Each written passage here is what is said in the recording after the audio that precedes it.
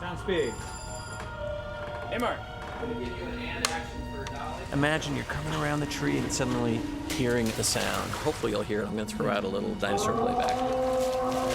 So you're going to hear that moan and go, boy, and then he's going to make it. So I'm coming through, starting to come through the trees, and then I hear the moan. Right, where is it? Where is it? Where is it? I go, that's not a good place to go. Not a good place to be, yeah, exactly. All right, cool. My very first movie was a James Bond film set in the Valley. The Kid Next Door's dad had a 280Z, which was very sexy at that point, in 1975. Somebody had a bar mitzvah suit. Somebody had like some bad piece of toy weaponry, and I had a Super 8 camera that did have a high-speed function so I could shoot slow motion. So that in Studio City at that point meant James Bond. But Land of the Lost, I don't think it's a coincidence that it was like 74, 75, It just preceded my starting to make movies. I was a first-generation watcher. I was on that couch on Saturday mornings. I'd seen all the episodes. Sid and Morty take credit now. Like, that's really why. Pictures up. Rolling. Action.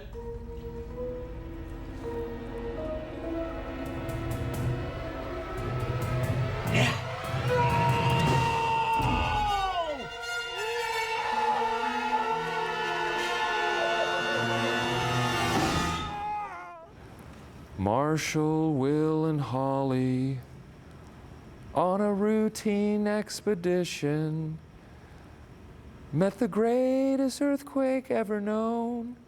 High on the rapids, it struck their tiny raft, and then everyone goes, ah, and plunged them down 1,000 feet below to the land of the lost. That's how it goes. Marshall, Will, and Holly. This was probably my favorite show as a kid. When you think back to Saturday morning television growing up in the 70s, it was mostly Bugs Bunny and crazy cartoons, and then you have this quote-unquote realistic live-action show with a dad and 2 kids and dinosaurs and all this crazy stuff that was played real, and of course the effects looked amazing to my 9-year-old eyes, and I loved the show.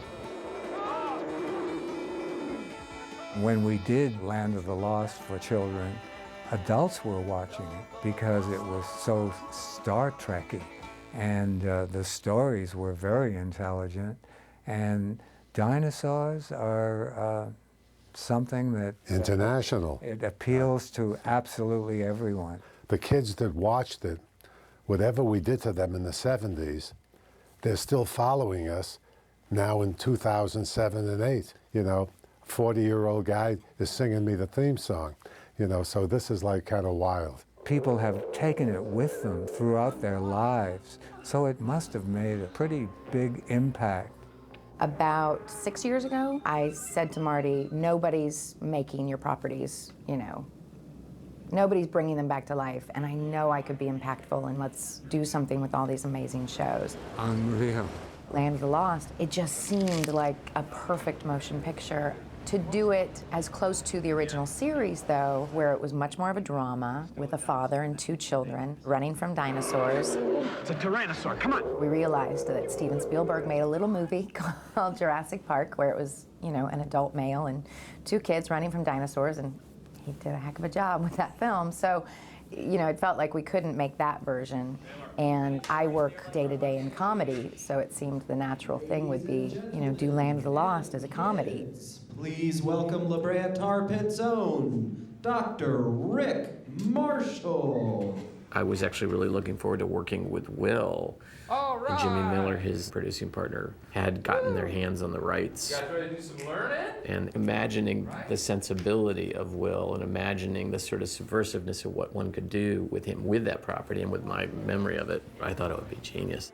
The world of science is exciting. Some might even call it hair-raising. God damn it! Jesus, Bears, what are you running this thing on? I just got about 100 volts in my NARS. Everybody, it won't be funny if the kids are laughing, because the audience needs to be laughing. You guys just think he's a loser, okay? Yeah, the tone, I mean, it's, you know, that was one of the challenges, I think, in terms of adapting the show. Was it going to be just a straight adventure movie? Was it going to be comedic? Were you going to kind of do the Land of the Lost that has a little bit of that kitsch value where you know, can see the zippers up the back of the Sleestak outfits? Do you know how long it took to make Land of the Lost? No, how long? Just one episode took as long as this one shot. But Brad Silberling and Chris and Dennis, the two writers, all came to the consensus that it would be a better film if we kind of split the difference, pay homage to a lot of the iconic characters throughout the series, but make them as realistic and cool looking as we can and play it straight. Mom? I think we always wanted to do something that if you stripped away the comedy, it would still be a great sci-fi story, and if you stripped away the sci-fi, it'd still be a good comedy. So it was still being respectful. Yeah, we wanted to maintain the integrity of the world of the Land of the Lost, more or less the way you saw it in the show, only instead of 3 heroes, we have 3 idiots. We're seeing it through the eyes of real regular people, cowards and failures and dysfunctional morons. He's right behind me, isn't he? I knew it. That's really He's kind of been... I think there's been a lot of action movies that have quippy dialogues in precarious situation, you know, but this is really kind of saying the things that you're thinking when you're watching an action, you know, movie, and that's the fun of it. All right, Land of the Lost, the official pre-strike draft. Quick and boring as it is, we're going to make sure everybody introduces themselves because we have a lot of our department heads here and folks who have not met each other. Chris Henchy, writer. Dennis Nicholas, co-writer. Oh. Oh my God. Wow. Not a good story. On most of the movies I've done, we always try to do a table read just to get the script up on its feet and hear the rhythm of it. I think everyone kind of felt like from the very first time we read it, we kind of hit the ground running. I'm Dr. Rick Marshall. Yes, that Dr. Rick Marshall. And this is my colleague, Holly. Ooh, I got you. You looking for illegals? And Brad, in particular, laughed like a hyena the entire time. Shaka, seriously, bro. With you as my wingman, or vice versa, we could do some major damage. It's funny because in those situations, you're like, is it just us who think it's so funny? But then when we had the big official table read for the studio, it kind of played the same way, and it all kind of came to life, I think, for everyone. Oh, do you know how nervous I was on that table read? Because everyone in that room knew they had the part apart from me. Anna was doing a series that's no longer in the air, Pushing Daisies. But as we were starting our film, we were heading into this sort of threatened SAG strike.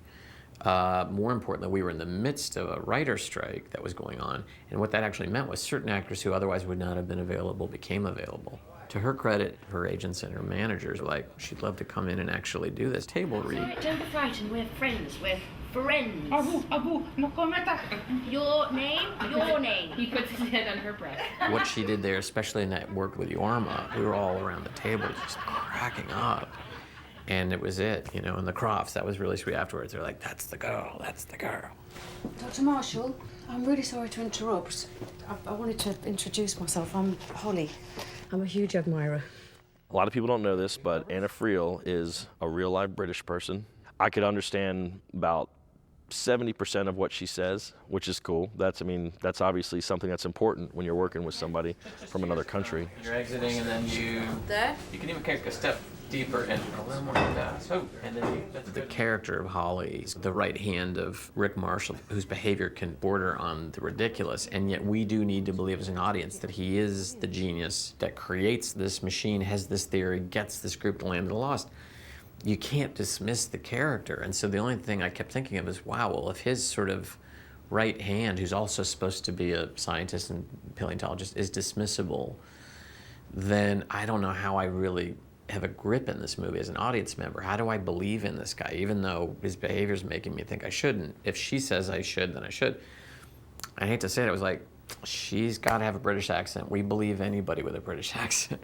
We just think they're more intelligent. Your theory that tachyon radiation can move fast enough to travel backwards in time is absolutely incredible. I mean, I've forgotten it again. Just can I... Your theory that tachyon particles... Your theory that tachyon particles can move fast enough to travel backwards in time, yeah.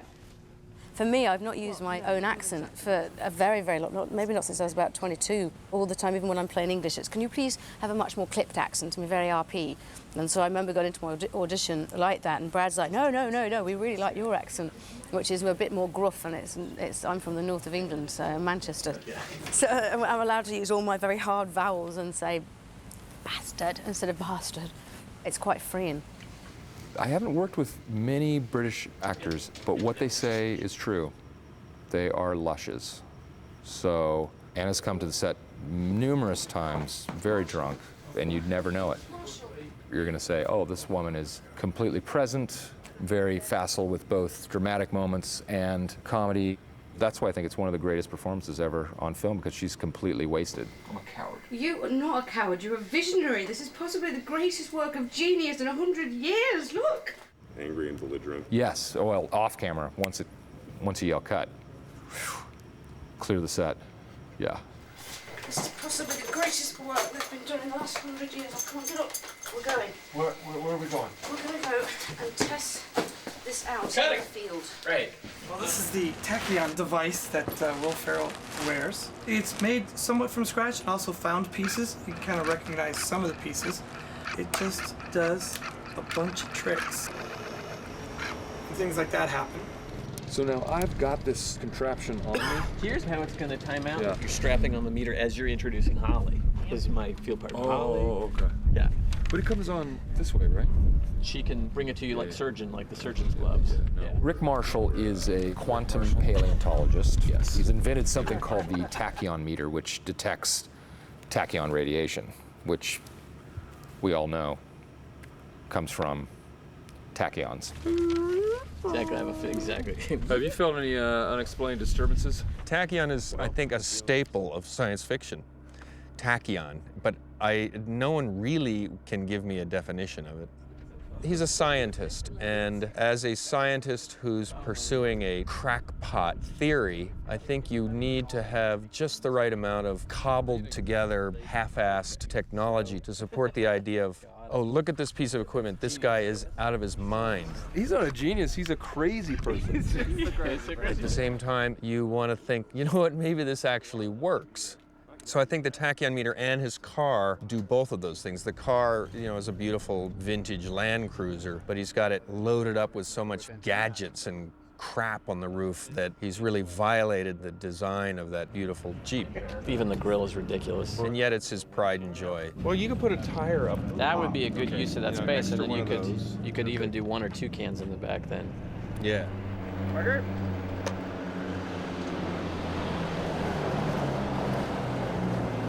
During the course of their travels, they find they're picking up a lot of readings at this roadside attraction called the Devil's Canyon Mystery Cave, where we meet Will Stanton.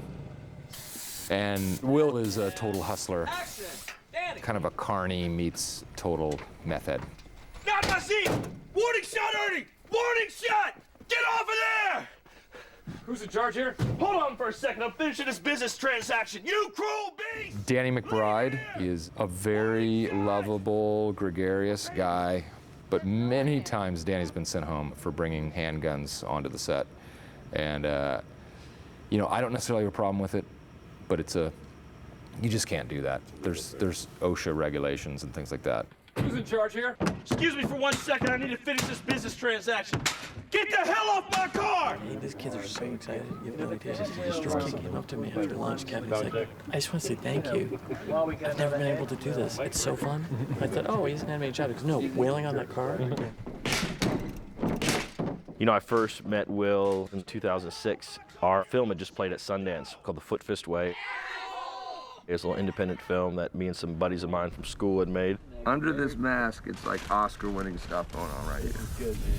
We didn't get any distribution there, so we came back to Los Angeles without that, and the movie had kind of gotten passed around from one hand to the other, and it happened to fall into the lap of Mr. Will Ferrell. And him and his directing buddy, Mr. Adam McKay, they wanted to release the film through Gary Sanchez Productions, through Will's company. And so from there, I'm in the middle of Land of the Lost with him. I'll be honest, I was so disturbed by him in the Foot Fist Way that there was a part of me that was a bit repelled. And I went to a video store and I rented a film that Danny was in. It was his first movie. It's called All the Real Girls. And it was the smartest move I made because that was almost all improvisation. And what you saw was a guy who was a bit of a lout, but who genuinely was vulnerable within his sort of piggishness. And that's what this character was going to be, but also that's what would make you want to hang in with that character. How about it? How about it, love? How about I park my lorry in your Wembley Stadium? You get it? Lorry is a truck. Wembley Stadium, your vagina. How about I put my boot in your bollocks? That's a good one.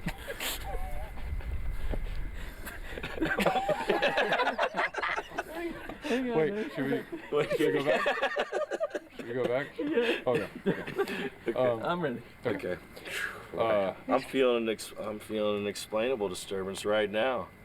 In my pants. Now, hold Ooh, up. roll up. Ah, perfect timing. So sorry about that,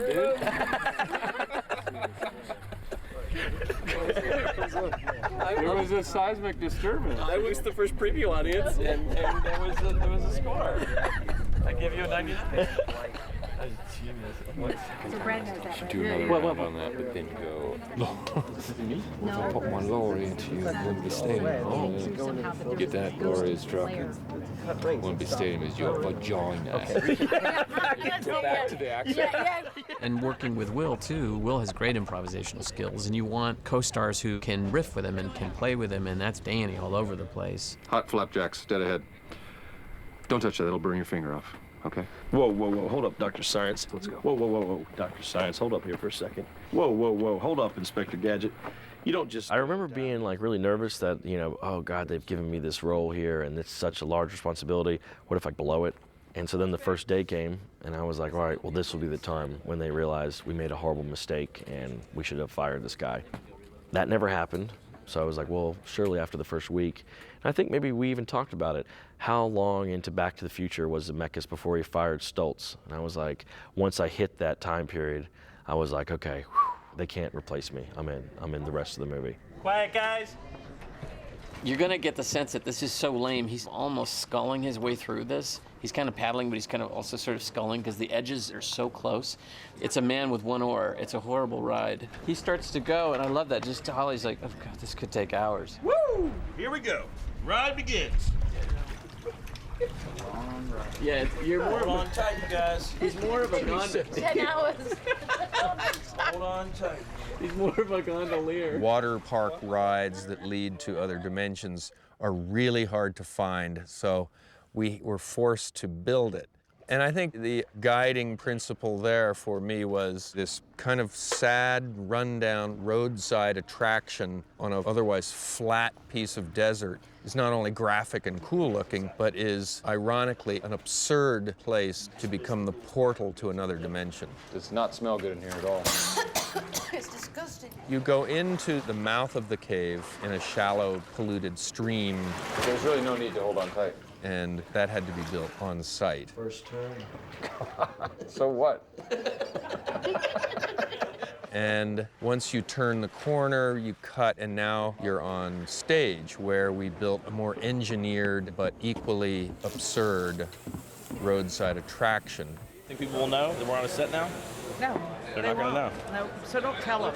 Don't be rowing and going, guess what, we're on a set. This is kind a of under totally your different breath. location, Totally, weeks later completely. from the last shot Yeah. you saw. Don't throw that into the dialogue. Okay. It'll kill the mood. Yeah.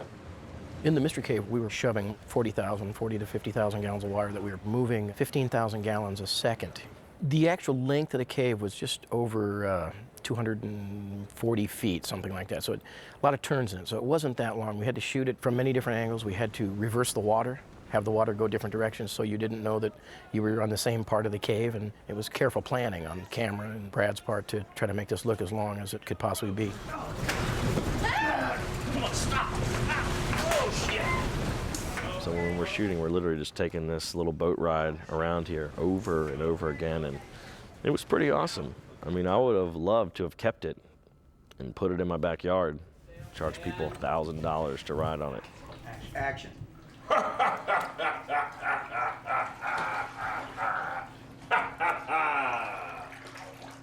But those are just legends. Aren't they? Aren't they? Ernie, aren't they? Oh, shit! Lizard Man! Ernie, it's not supposed to fall into the water, you jackass. Cut it. Okay, cut it. We're giving him CPR right now. I'm going to give them a separate cue for the sleaze stack so you can totally do your repeat, and that can go on and on. And that little essence of the two of you just side by side, like trapped people at a family reunion, is a good thing. Sound at speed, guys. Those are just legends. Aren't they? Aren't they? I don't know. Ernie! Oh, look out! Lizard Man! Ah! Woo! Oh my God!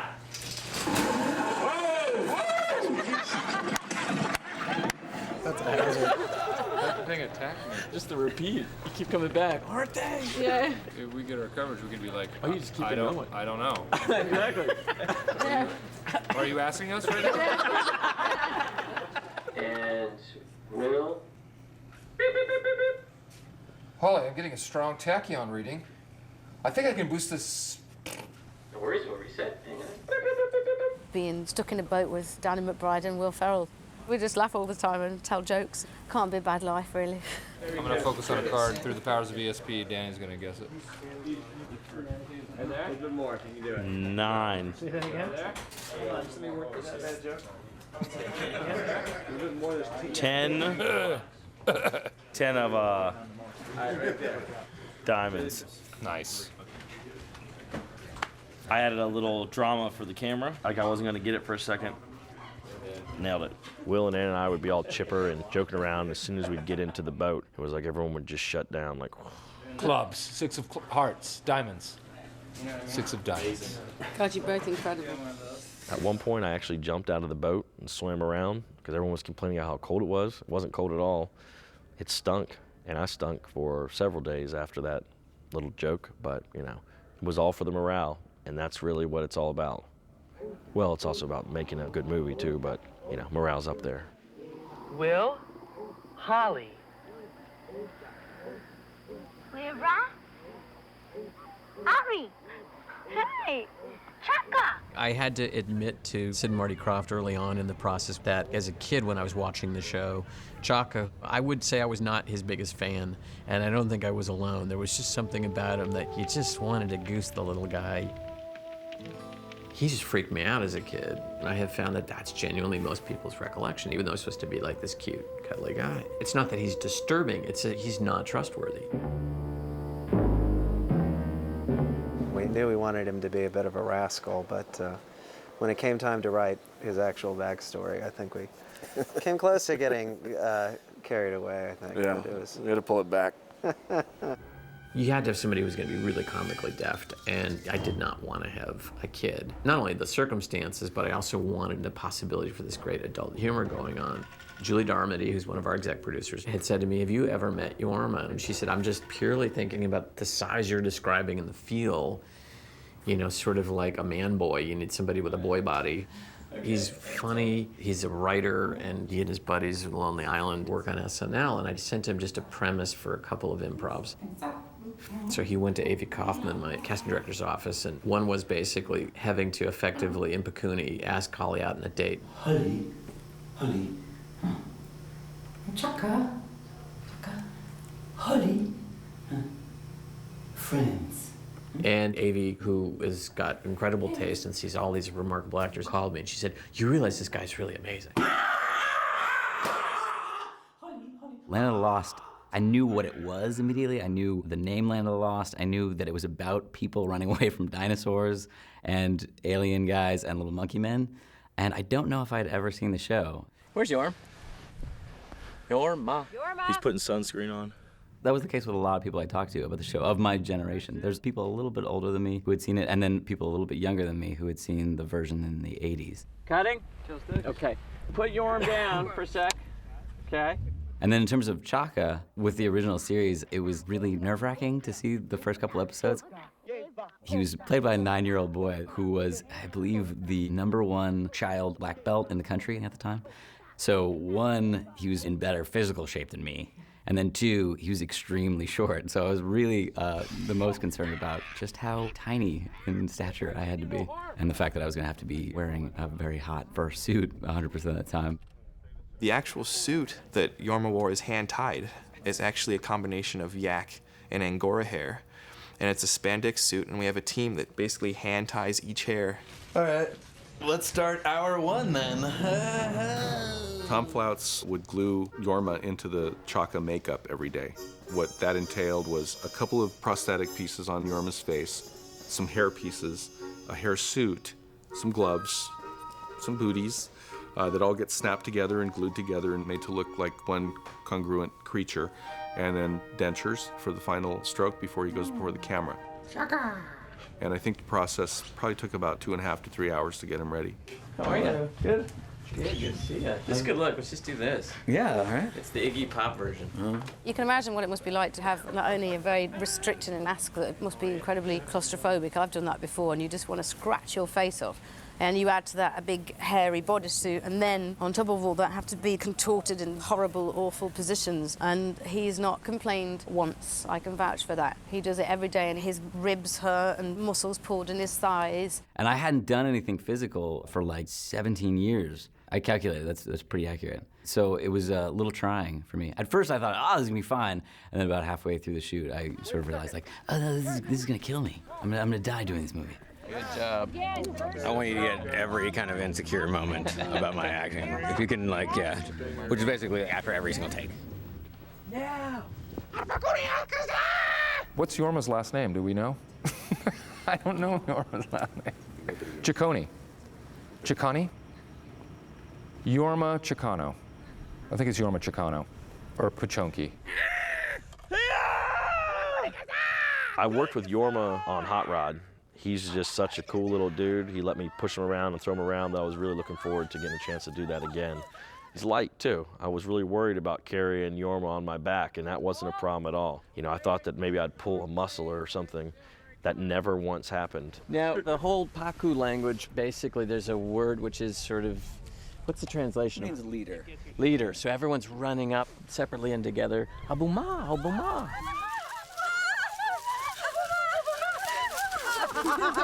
That was lovely. Only the little diction thought is it's Abuma, and you kind of go up on that last. Otherwise, it's going to sound like an Obama campaign commercial. Set and action. Do you realize what this means? Yes, it means Matt Lauer can suck it! I have a huge complaint about comedies, which is somehow everybody believes that in order to make a comedy, it has to look bad, that it has to be poorly photographed. I think it's always about appropriate choices cinematically for what you're doing, but no film has to be uncinematic. It's just what you choose to do. And I had in mind this massive contrast on the first arrival from where we were. You know, you're in a crappy papier-mâché, carnival ride, want to open your eyes, and you're basically in this endless set of dunes. Marshall, come and look at this! So that led us to the Dumont Dunes, 2 hours outside of Las Vegas, in otherwise very arid, more mountainous topography. There is just this big cosmic sandbox. It's like right in the middle of nowhere. The sands over the eons have gathered, and they never leave. They get reformed and reshaped, and it was just spectacular. We thought, well, okay, this has to be in the movie. So, guys, the number one safety issue here are those dune buggies. You have to be careful. They can come over any one of these hills at any time and not see you. They don't like our movies. They don't like Will particularly. They've Intense hatred. Most importantly, please, wherever we're shooting, everybody has to sort of maintain a very small footprint, because any kind of footprints we put in these dunes has to be digitally removed. It's been challenging, I think, for everyone in terms of finding solutions to these sets. Fun stuff. It's fun. It's fun. We've used a lot of tools throughout this, and we've had some curious rigs, from shooting up in the sand dunes, creating crazy sand sleds to try and track with the actors, to technocranes and cranes to be able to move across these environments. It's nothing too out of the ordinary, but there's nothing ordinary about the world we find ourselves in. Let's take a look at that. How dare you! I mean you no harm! I mean you no harm! Oh, you little shit! I mean you little shit!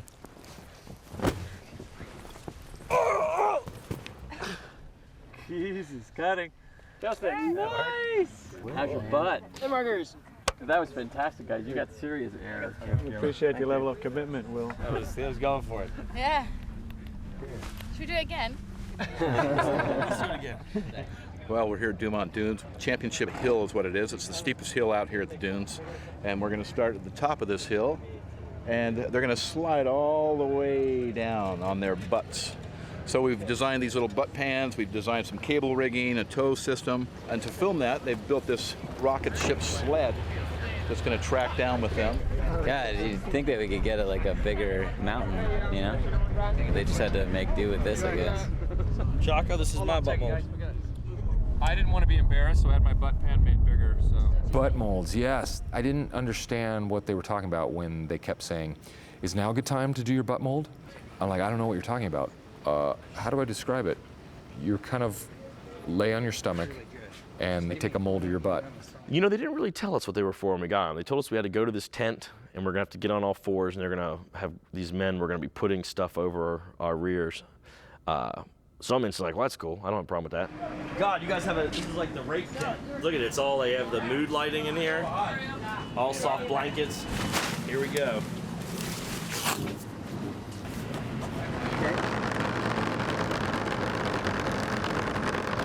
This is the position you're going to need to climb up into. Not a problem. Well, I knew I'd have to do certain things to get ahead of the business, and I guess this is one of them. Okay, here we go. I actually got 5 butt molds, and I like to try different things with each time. You know, like, well, I'm gonna clinch this time and see what that comes out like. This time I'm gonna make it look lopsided. Anything? Are you okay, sir? I'm okay. I like it. I can already tell that Jorma's gonna love this. How do you think that? I just know him. I know that he's not gonna fight at all. He'll just let it happen. That's in his nature. We played a joke on Jorma. I said to the guys after they'd moulded mine, I said, just tell him it really burns and it hurts. And it just so happened that as I'd walked away from having mine done, I was like, oh God, I can't, Jorma, I think you're really, just be really careful no matter what they tell you. It says that it's not going to hurt. It really hurts. The butt mold thing was not funny at all because I'm very gullible and you can tell me anything and I would believe it. She said it's hot. I heard that it's a little warm. Yeah. Jump when you put it on there, but all right. Then we'll watch it real close. Oh, shit balls. I was like the last person to do it. So there's nothing, no protective anything I can put on. And Anna, who is such a jerk, she told me that it burned her like really badly, and she like tried to show me, and she was like, I got like, these 3rd-degree burns. Immediately like, oh shit, really? Oh no. Which one of these do we use? We used this one last time. This one for Wednesday. All right, here it comes, Sean. Yep. Yeah. You okay? Oh, yeah. Okay, the burn should be coming soon. Wait, what do you mean the burn? Is there something else that's gonna happen? Yeah, well, just to seal it.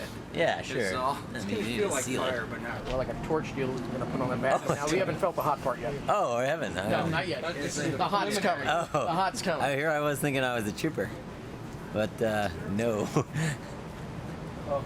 Wait, there's a torch? And you're wearing this suit, but she's like, the suit doesn't do anything at all. You're just going to hear a little bit of noise here. Here, it's okay. Coming in.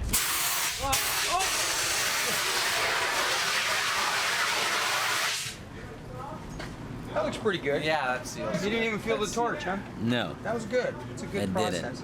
No, I didn't get her back because I'm a really nice guy. I'm mature.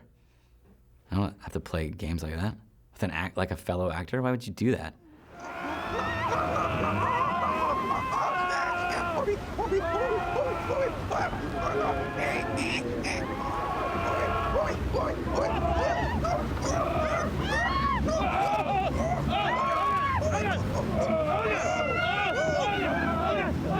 Oh my God. Let's just gather ourselves, take a deep breath in. What's gonna happen? Pulls you? Yes. Let's take us. This has been the most stunt work I've ever done, and it's been funny because I don't know, there's been a handful of times where Brad's like, do you want to try it? Okay. And then it's worked. You know, I haven't totally killed myself. My job is to get the actors on screen as much as possible doing stunts. And luckily for this project, they're all gung-ho about it, and they're all physically capable. They take direction very well. So I would say the percentage of the actors doing their own stunts on this project is probably 80%. Stand by 1 second. I've gotten my ass beat in pretty much every single movie I've been in so far, yeah. The harness was not great. You would think that just kind of flying up, well, this will be fun. This is going to be like a day at the park. We're swinging in these things, but those harnesses, they're tight. They're very tight. And actually, I suffered a casualty hanging in that harness. I had a mole right here since I was a child that got ripped off from the harness. The harness is super painful. It's almost all my stories about how painful everything was, but it was really painful. You have these two ropes pulling at your crotch, and it's supporting your whole weight. It's around your chest as well, so it's kind of like wearing a corset that also constricts your nuts.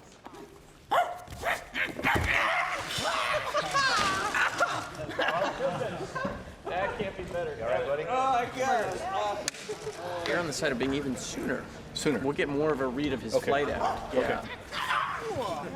Tense muscles or relax everything? The most shocking bit is when you first have that clenching and you're ripped up. That's when you go, ooh, and it's almost like doing a bungee jump. Okay? Yep. Got it. Beautiful. It's that little bit when you get to the top and you get that then That's that exactly what like happens. mid-air almost. After that, it's quite fun. You're too busy concentrating on having to grab the hands of the other people. It's almost like being in the circus. Cirque du Soleil, here we come. Gotta hold a monkey. Start swinging towards that tree. Get going. Grab it, Chad. Grab. While they're swinging back and forth, they're all on separate cables. They start out where they're all side by side, and then they group together as they start swinging. Good form, good form. Point your toe if you have to. It's really fun to do anything like that. Like, we almost look like those balls on a desk if you're like a boring businessman sort of thing. And it was crazy how far you could go. We're in this giant soundstage, and you could get almost like end to end of these huge walls. And all of that's real. Like, they tried to do as much practically as possible. Brad was very committed to the idea of having as little CG as necessary. Like, obviously the vines that we're on will be computer animated and everything. And it was fun to try to bat the vines away, or then hopefully they're gonna add stuff like that sort of thing. Or maybe they won't even notice that you did it. Oh, yes, thank you. There we go. They didn't want to be up there for very long. No one would. I wouldn't. I love you, Chris and Dennis. That does feel better on my crotch. Let's fly away. Let's fly away from all this madness. Look at all these children. Wave to the sick children. 3 or 4 days of the same thing in a harness, it gets old. Your pick points on your harness is not conducive to a comfort fit, like a mountain climber. You're always sitting. These guys were head forward, very uncomfortable in a harness. Never felt more relaxed. Nothing. That was nothing. I felt nothing. Easy as hell. It's been challenging, but I've enjoyed trying to even attempt these things. Tusa Juicer. That was classic Tusa Juicer. Well, Chaka, he is from a race known as Pakunis. They have their own language, incredibly enough, which Jorma had took it upon himself to learn this language. And it was really endearing to sit there with Jorma for big scenes, and he's actually running his Pakuni lines. And I would literally be looking at him like, I think you're going to be okay. I think that if you don't say, Musha Risha, you can just say Risha Risha. No one's going to know that it's something different. But that's Jorm's dedication. I mean, he's the Brando of Pakunis. Well, that's more like it. You know what I'm saying is ugly freak, Marshall. We never worked out that, did we? We never worked that out, but it seems too early for her to know the language at all. Oh, yeah, the main thing's chief and wealthy.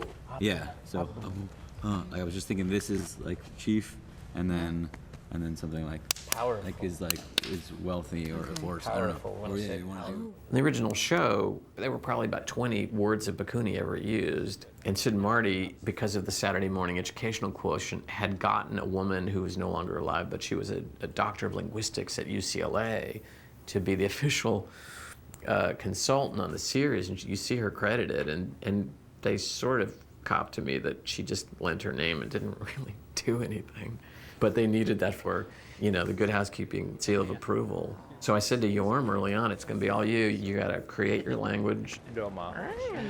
And you would send me back his dialogue so that when we got into these translation scenes, it wouldn't just be false beats, but it would really be worked out. Is it okay to continue to do the Doma Iroka, like sort of thing, like I'm doing my own little chant while he's, or should I do it silently? In the original script, it just said Chaka grunts, Chaka gibbers, and then Anna's character would translate what I was saying. So I knew what I was supposed to be saying, but I had to make up some words. I called Brad. I really wanted to be very accurate to the original series because I figured there's gonna be some nerdy, awesome dudes out there who love the series so much that they're gonna look through and really make sure that I'm speaking accurately. So I really tried to be very accurate, but I called Brad up because there was certain things that I was like, I don't know how, the word for rape isn't in here. Okay, Annabelle, quiet, settle. Yorma will start a little twist and shake, and we'll start with, I don't want Chaka sleeping in the cave. Okay, thank you. Set and action. Thank you.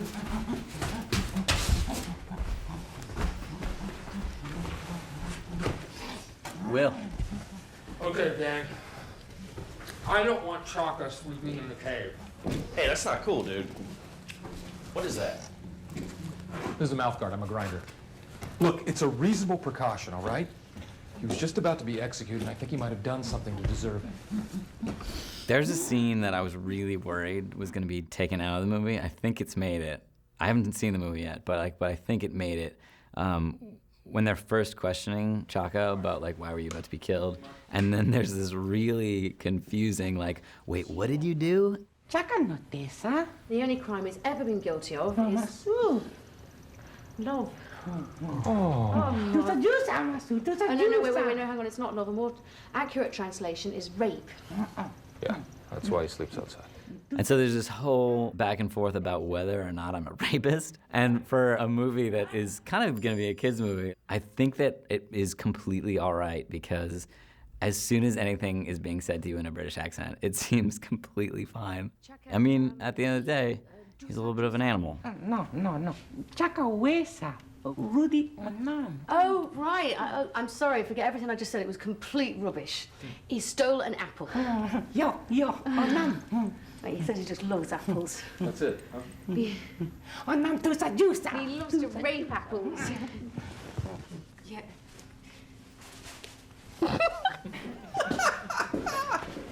Lovely. Gotta print that. Okay, guys, here we go. We cleared the opening. Sounds good. Margaret. That and action. Action.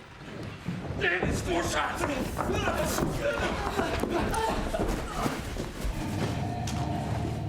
The home cave that they're living in, you'll notice the shape of the hole that they go in and out is almost identical in its silhouette to the original television show. The goal is that people will look at it and go, oh yes, I love that, it was just like the show. But really, if you hold them up side by side, there's a huge difference. He's looking at you, Marshall. Oh, I'm still alive. Will State is still alive. Danny looks kind of sexy. That's a good look for Danny. Nobody gave in to any sort of temptation to modernize. You know, they didn't fix anything that wasn't broken. So, which is like a nerd like me, that's all I care about, you know. It's like I don't need to see a new version of the Slee Stacks. Happy with the original. Yeah, exactly. Hey, Will, look at this. Beware of Slee Stack. Srisataka. Hey, what's wrong with you, Chaka? Srisataka. He's been muttering that for hours. Hey, do you think he could mean Slee Stack? When faced with the Slee Stack dilemma, you know, there's a tendency for people to want to design and make it their own, but in this case, that would be a horrible mistake. Absolutely. You know, it's always so disappointing to me as a moviegoer when I go see a film based on something that I love, that I've seen for years and years, and to see it completely changed. So we want to be satisfied that we have done justice to the designs and that we didn't, screw it up. Okay, guys, lock it up. Go on a bell. And this time, all of you go at the same time. Here we go. It's great. Well, we only had 3. That's all we had. That's all we could afford in the series. Of course, that was 30 years ago, so the technology's gotten so much better. Behind me, we have a Sleestack sculpture. We're doing 2 of these sculptures so we can fit them over a variety of people. We're going to end up doing 28 different suits, 8 heroes and 20 backgrounds. All the actors range in height from 6'4" to 6'8". It's taken us about 4 to 5 weeks to get to this point, and it'll be another 2 months between now and when we actually get a finished product out. We wanted to take the basic design of a Sleestack and just give it a little bit more of an organic feel, sculpturally speaking, and also what you might expect from a living creature, which is why we had this kind of breathing mechanism that happened in the rib cage with an expanding opening on the ribs, the spines that became erect when the creatures were a little more upset or excited about something. We sort of pushed the levels of what you might expect to see in a rubber creature suit so that if you were to stand right next to it, you'd say, wow, those are real scales. That's a real creature, right? I mean, that's the kind of magic that we bring to it to try to deceive your subconscious into believing that what you're looking at is real. I was really glad that they used real Sleestacks for the movie. I thought, oh, surely they're going to do CG Sleestacks, but they didn't. They used real Sleestacks. It was incredible the first day they all showed up. It's just one of those things where you're like, this is movie history right here. Real Sleestacks and real Will Ferrell together. Yeah, like that? Well, what about try one like this more like, whoa, Wait, like incredible. Like whoa? Okay.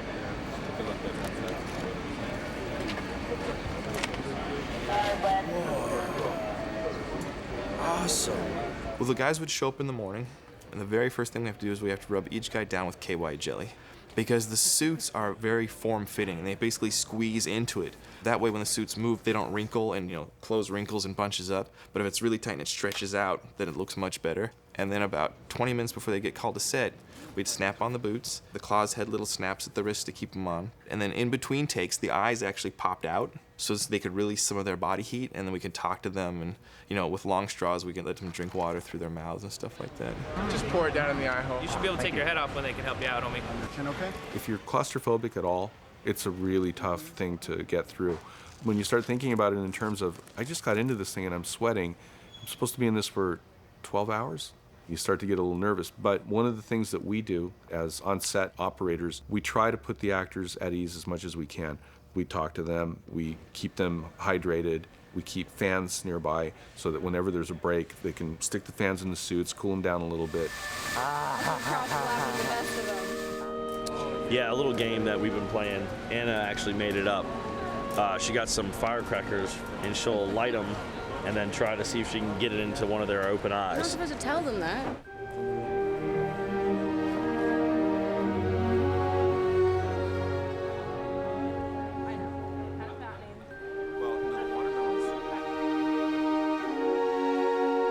We just stay present, stay involved with them so that they don't feel like they're just off by themselves. We try to sort of make it feel like they're royalty a little bit. We're on them all the time. Do you need anything? Can I get you some water?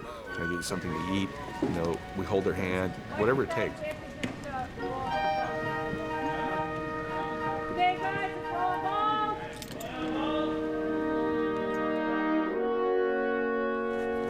Danny, you want to look at some sides? Chris Henchy and McNichols wrote all that, dude. That's what I think of Kristen Dennis's writing. What about this part? Especially that part. Oh. Okay. And advance. Slowly. Reaching. Drawing. Stretching. Go. Down. And advance. Oh, God. We're all gonna die. Like hell. I'm gonna take at least one of these bastards with me, even if they have to choke to death on my skull. Oh! What, do you want some too, do you? Did you take it, Danny? Yeah, I'm good. I'm good. You straightened his eye. Spit out that tooth. No, I'm fine. No, seriously, I'm fine. I swear I'm fine. You're not fine. Your eye's got. That's not fine. That's a full punch in the eye. No one's asking me about my feelings. Yeah. The emotional. He was because I was right next to it. I've been clipped every single time. No, so what you have to do then is basically. It's almost worse to watch as than to have it happen. Go ahead and like, okay, she's out there. I feel bad for me. She winds back and just clocked him. I mean, you heard it across the stage. People later said, wow, I heard that way over there. And that was literally his cheekbone and his eye socket. He just took it. You literally see him reel. It was like right out of a Chuck Jones cartoon, kind of went, whoa, shook it off, and then stayed in the scene. What are you guys doing? Just watch closely. Yeah, she packs a punch. I'll admit, I'll give it to her. I'll give her that much. That's slow motion. I saw 2 stars for a second. It's a brief enough thing that I was just dumbfounded behind the monitor going, oh my God. And then the shot's over and I call cut. And he was, I think, a bit in shock. And she burst into tears. And it was kind of hard to get her back because she just felt awful. All right. All will be good. Be right over here. Settle in. Here we go. With me eating, they have to choke to death on my skull. She loves it. Okay, guys, Christine's going on to the marks for rehearsal. You know, this is a first for me in getting to work on a movie with massive sets, and in a way this film is such a throwback to the big studio movie where it was more commonplace to have big, huge sets that the actors could really utilize. And that's what's been so cool, is that we got to actually be in this realistic situation to react off of. Cutting. It's made the schedule go by so quickly because every 4 or 5 days we've walked on another amazing set. And it's become fun and problematic in that we get about 100 visitors a day who want to come look at these great sets. But you can't blame people because it's just so much fun to bring people in. They walk onto these sound stages and go, whoa. It just transported you to a different world. I mean, the minute we stepped on that stage where there are trees that are, 40 feet tall, it felt like Hollywood magic. It just was something I had never gotten to experience before. I think we were all in awe. It's very good. Rather phallic. It works. Well, all movies are. What's wrong, little buddy? The forest set seemed immense. It was huge, and I just remember they were wetting everything down. It was hot in there, and it started to get its own sort of weather going on inside the soundstage. It was real humid and muggy and felt like we were in a jungle for real. It's hot in this mother huffer. The mulch smells like dog.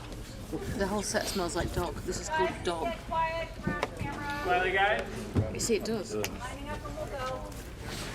They had like real moss growing in parts on the set. They would do everything out of like styrofoam. And it was so real that they actually had a problem with crickets living on the set. And like occasionally the boom guy would have to like find where the cricket was. Like it really felt like the set was starting to become alive. We used all of the big stages at Universal, and we filled each one 3 times. So the challenge is you shoot it, the company goes away, and then you rebuild it into the next wall-to-wall set. And of course, one hiccup and the whole house of cards collapses. For instance, if you don't finish a scene and you have to move off the stage, now we can't change it into the next thing. So it's been kind of nerve-wracking, to say the least. Dinosaur eggs.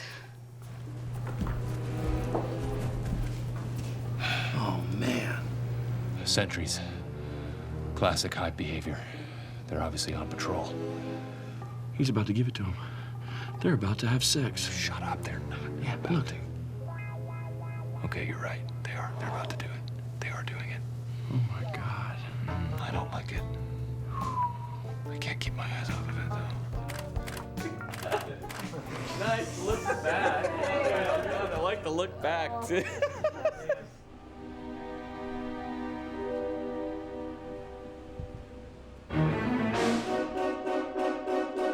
The one unusual thing for me here was the number of sculptors that we used. It's not walls, doors, floors, and windows. It's canyons and caves and dumping grounds and plazas, and it's organic. So I think we had basically every sculptor in Hollywood working on this movie. We used them all and to great advantage. But as hard as you try on this planet, there are such unusual, extreme examples of physical spaces and objects that it's hard to beat. So I think it's really important to get outdoors and open the movie up so you don't feel stage-bound. The nice thing about the Trona Pinnacles is I think everyone has the same reaction. You come here and it feels like another planet. Absolutely incredible. The only thing it's missing is a pretty ripping food court. If you look at that pinnacle right there, it's a huge middle finger. It's nature saying, this is what I think of you, Dan. Yeah. Sit on it. You're at the Trona Pinnacles. This is National Natural Landmark, and you're within the California Desert Conservation Area. And it's public land managed by the Bureau of Land Management, Ridgecrest Field Office. This was all underwater hundreds of thousands of years ago, that's what they say. One of my co-workers insists that aliens built it. If a desert tortoise wanders into where they're filming, all filming activity must stop until the desert tortoise leaves the area of his or her own accord. Although I've never seen a desert tortoise out here yet, that's how endangered they are. Let's roll! Yeah, the outdoor locations, I will say, it was worth it, but so unbelievably hot. And I know everybody felt like that, but especially for me in this monkey suit. Those were some of the hardest days I thought of the shoot there, because it was literally up to like 120 degrees while we were shooting, and there would just be sometimes we felt like your mind was melting. You're just there like, what are we doing again? And Anna would start saying the alphabet, and it's like, that's not what we're doing, and you just realize that everyone's going down quick. Them coming in, we see the thing drop, so that's for his blast. That can almost be a step down. One of the most important things when we're here is that we have to make sure that there's room in the frame for these dinosaurs, and it's actually very challenging when you have a 40-foot long animal to try to make sure you have space. And we use everything from windsurfing poles with balls on top, which are the right length, to little PVC contraptions that give everyone a sense of how big the dinosaur is. And Grumpy roars. Oh, jeez. And Alice. It's an Allosaurus female. I think I have some pretty good reactions. But I've been attacked by pool cleaning poles many times, so I'm naturally afraid of them. Run! It's always hard working with inanimate objects, like for the dinosaurs. And luckily, having worked with Danny before really prepared me with working with inanimate objects, because he gives you nothing as an actor, is very unprofessional. It really helped for me to be able to work with such a vacant human being, to then put that onto, like, you know, working with a dinosaur that's not really there. This human's not really there, so same thing. They said you could put some cowboy boots on in this movie. You know, you'll be doing a lot of running. And I was like, I'm in. And when I first met with Brad and talked to him about the character, I had this image of Chuck Norris from the cover of Invasion USA with the cut-off denim shirt, the jeans, and I was like, this is what I want to be. I want to be Chuck Norris in the middle of Land of the Lost. Action! Action! Hey, Marshall! You ever get tired of being wrong? I do! I really do! I'm tired! Wrong! I liked that image for his character. I thought it was really kind of right. It's a rather small show, so you have to hit it right on, because you're going to look at their individual costumes for the entire show. We tried to do the DNA of the original Land of the Lost for Holly. She was known for a plaid shirt, and we found a piece downtown, but it seemed a little too intense. So we bought, 60 yards of it so we could make all the multiples, color removed it to certain different levels, camera tested those, and then decided which was the right value, then made the shirts. For my head, this is which intensity of color? So the most saturated. Good, thank you. My legs are just sore from running and Florsheim's. Yeah. Will Ferrell, he had the idea for the Florsheim boots, okay? Because he came to a table read wearing the Florsheim zip-up boots with some sweatpants. I think he's lived to regret that choice, what with all the action that happens here, but it is funny. And action! Get on your horse, Rick Marshall! Working as a pair. Highly unorthodox hunting pattern. Fascinating, but terrifying.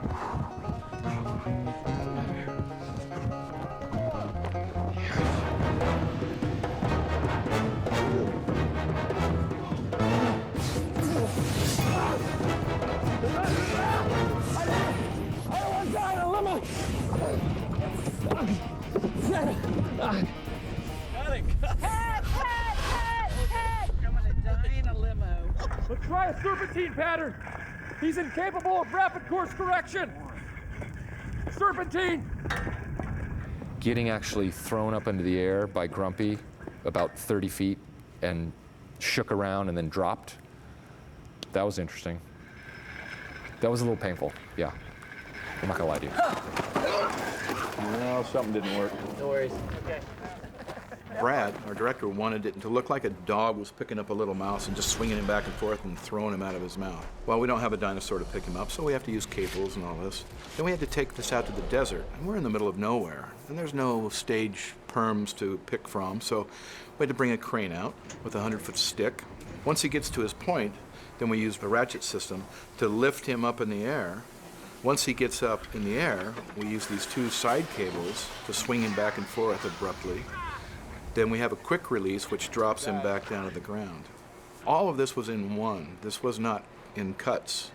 That was the biggest complication, was getting the serpentine running back and forth, getting the lift up, getting the pack to lift up off his shoulders so it looked like Grumpy was lifting him up by the backpack, then separating the backpack from him as if Grumpy pulled it into his mouth and Will went dropping. So it was one of the more complicated pieces of business on the project for me. Once Will hears a cue, I'd love to let him go in terms of running a dialogue. I'll just give it to you. You can call action once you think you're set. I don't want to call action and have you not. I'll work something out with these guys so they're hearing just you. Okay. Yeah. Excellent. Doug, I wait on your action. You'll hear one action. It'll be from Brad. Rolling. Action! Try running a serpentine pattern. He's incapable of rapid course correction. Serpentine, everyone! Serpentine! Serpentine! Serpentine! No! Serpentine! Serpentine! Serpentine! Hey!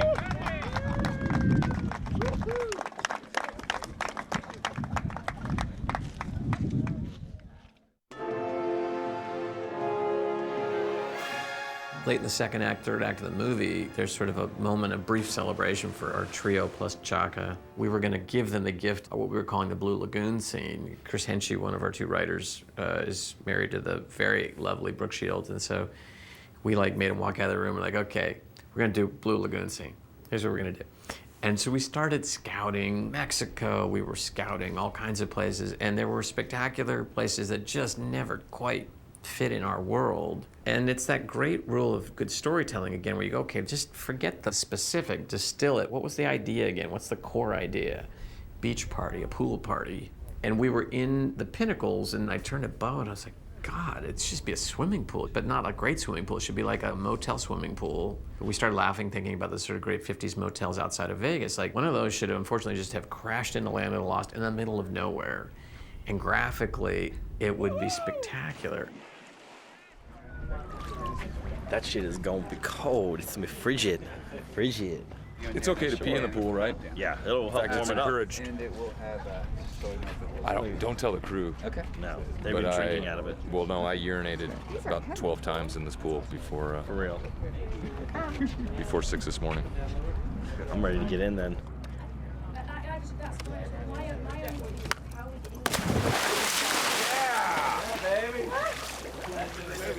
I made contact with my tailbone.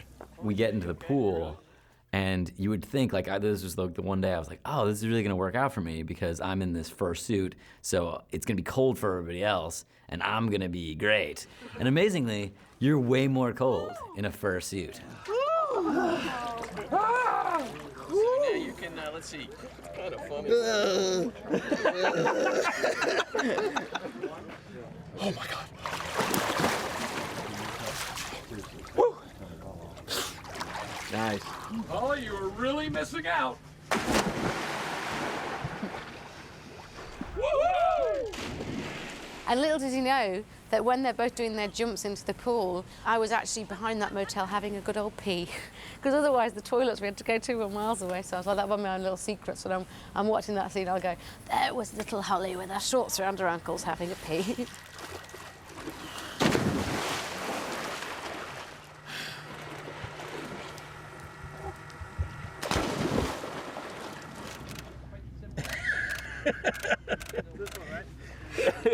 Will? Yeah, I've got a good shot for you, Ralph. Hey, hold on. What are you working with on there, Mr. Farrell? I got my junk foods on. Oh my God, it is junk food. On the crotch, it says yummy, junk food, and tasty treat. That's how gross these underwear are. They have me with these boxers. Should I wear nothing under here, or?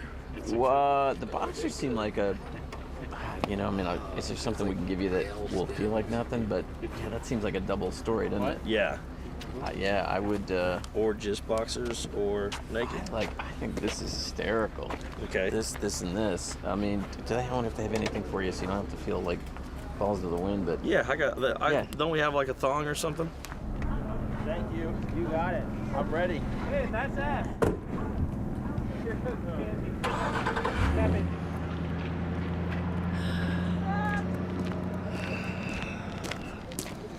Yes. Yes. Baby. Probably around. Oh my word. We're laughing with you, Daddy. How's it going, guys? All right, here we go. Oh, hey. Welcome to Chatsworth. Yeah, yeah. Okay. How can I be a lady and do this? Come on, don't be shy. Well, okay. So guys, just do Let's just rehearse. Try to be professional. You're leaving me Now out put in the your- cold. Now put your out of my crotch. All right. the funny thing about when you have somebody coming in prosthetics and in a costume every day for the whole run of a movie, he's in before you're in, and unless it's Friday night, you're all going to hang out afterwards. You're never seeing him out of makeup again, so you really get used to seeing Yorm as Chaka. And I was having them all dive into I had this image in my head before you knew where you were at the top of that sequence of just the three of them mid-air, like slow motion in these sort of lame dives. And so we had our underwater camera housing, we had everything set. And yeah, I guess it was probably by like the second or third take, Yorm came up, and you know, that resin can only stay so long with the water. And effectively his Chaka toupee was gone. You freak! It was so embarrassing. It was literally like being in a dream. I looked around and I just knew immediately that my wig had come off. So I'm this little horrible ape-man with just hair all over and bald. So I kind of look like an ugly Darth Vader with like hair all over myself. He came up, everybody was staring at him in like abject shock, as if we didn't know that that's really what it looked like, but we didn't. It was like looking at, you know, Phyllis Diller who'd lost her hairpiece. It was unbelievable. All right. Take your feet up.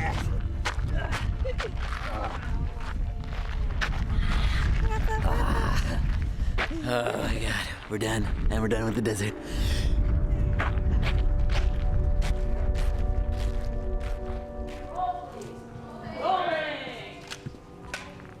Big. Set and action.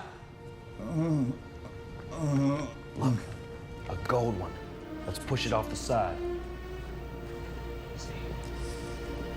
John. Do not fear me. I am Enoch the Altrusian. Thank Vinduk you have come to my aid, Rick Marshall.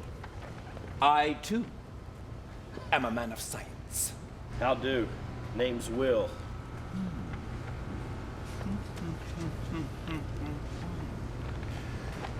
It can speak. That's unexpected.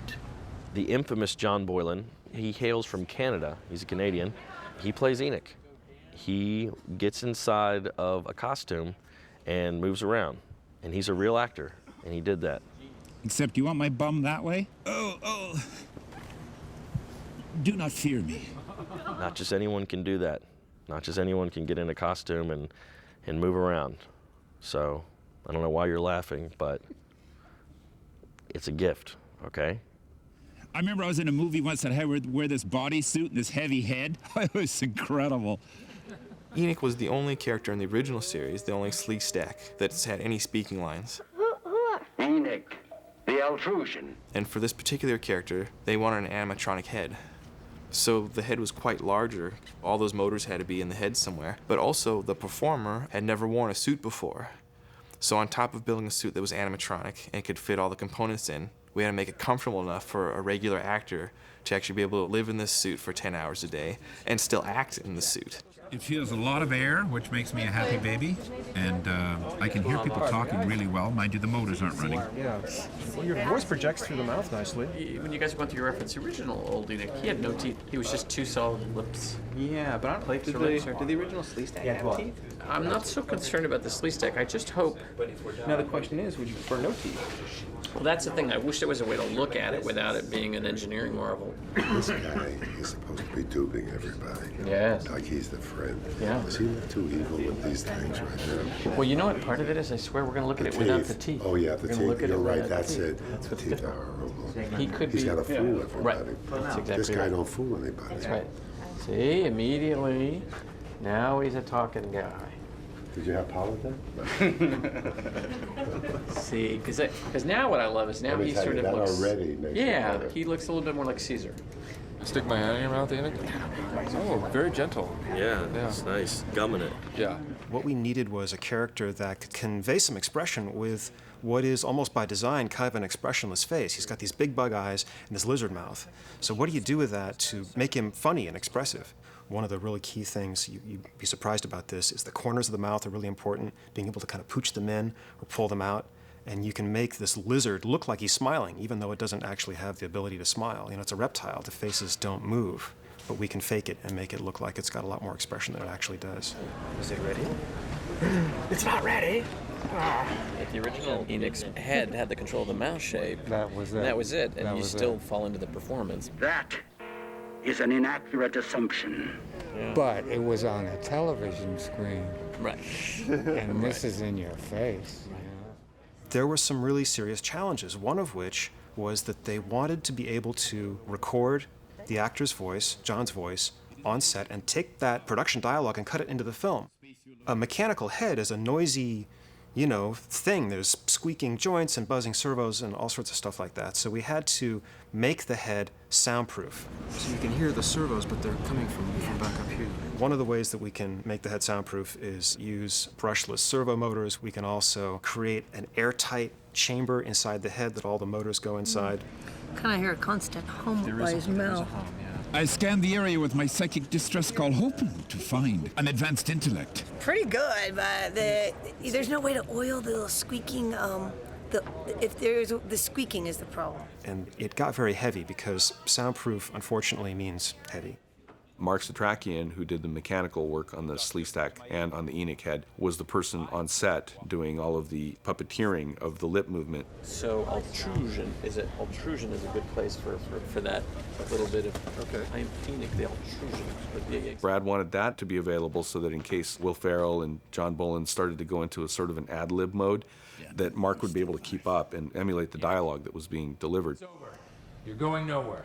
You're not going anywhere. You're not going anywhere. I meant it philosophically. Enoch, it's over. You're not going anywhere. Damn you! You're still alive.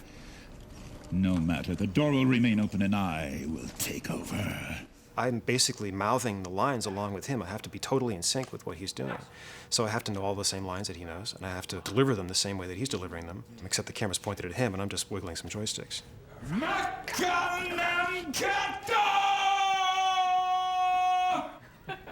And cutting. That's okay. That's okay. Instead of out to the winds from Makata, it's more like I've got you like a martial art move ready to go. Like this one? You show me something that makes sense to you. Hakan Matata. Exactly.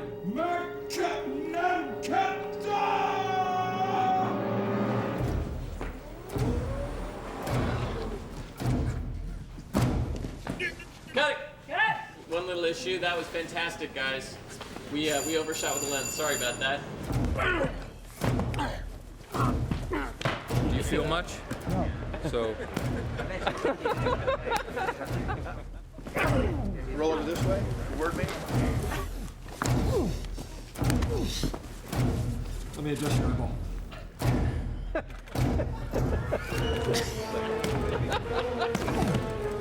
I'll try it. I mean, you're gonna hate it.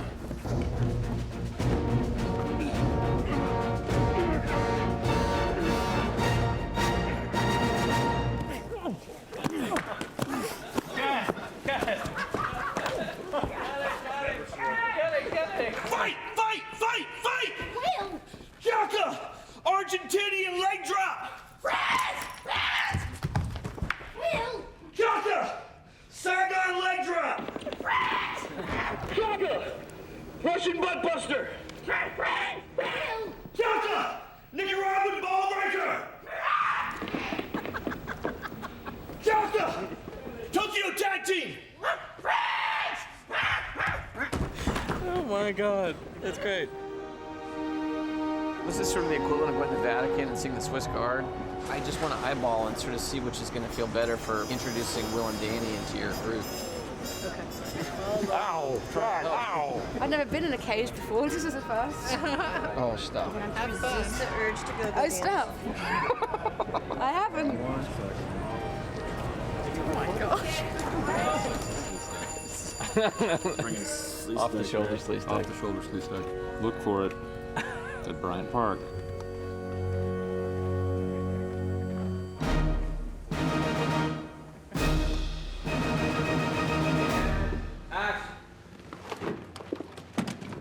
You're still moving too fast. No, I'm not.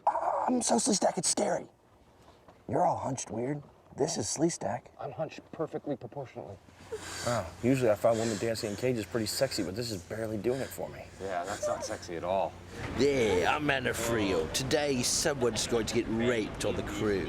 That's you. That's exactly how you talk. Yeah, talk a lot. You f***ers, you peasants. You little peasants. Right? That sounds. Yeah, that's me. Yeah. Have you had to look? See me? I'm the queen, f*** you. No? Who stole my iPod? Who stole my iPod? You Who f***ing stole my f***ing iPod, hey? See? They like that. That's the real thing. He likes that.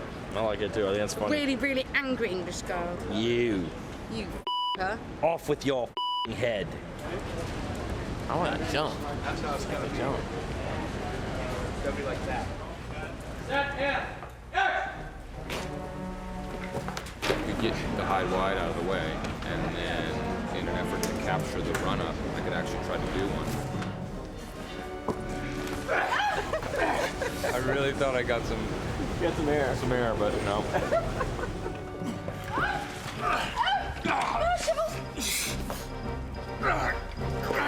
Scissor lock! Gravity, amigo!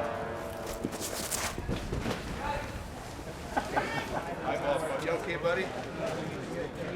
Yeah? Okay. Land of the Lost, our last big gag on stage 27 and my last chance to wreck a camera.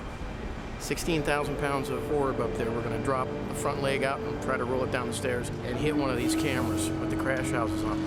There's a big pool on where this thing might end up. We'll see. It's fine. I can keep it up. The Sleestack temple literally used every square inch of space on the stage.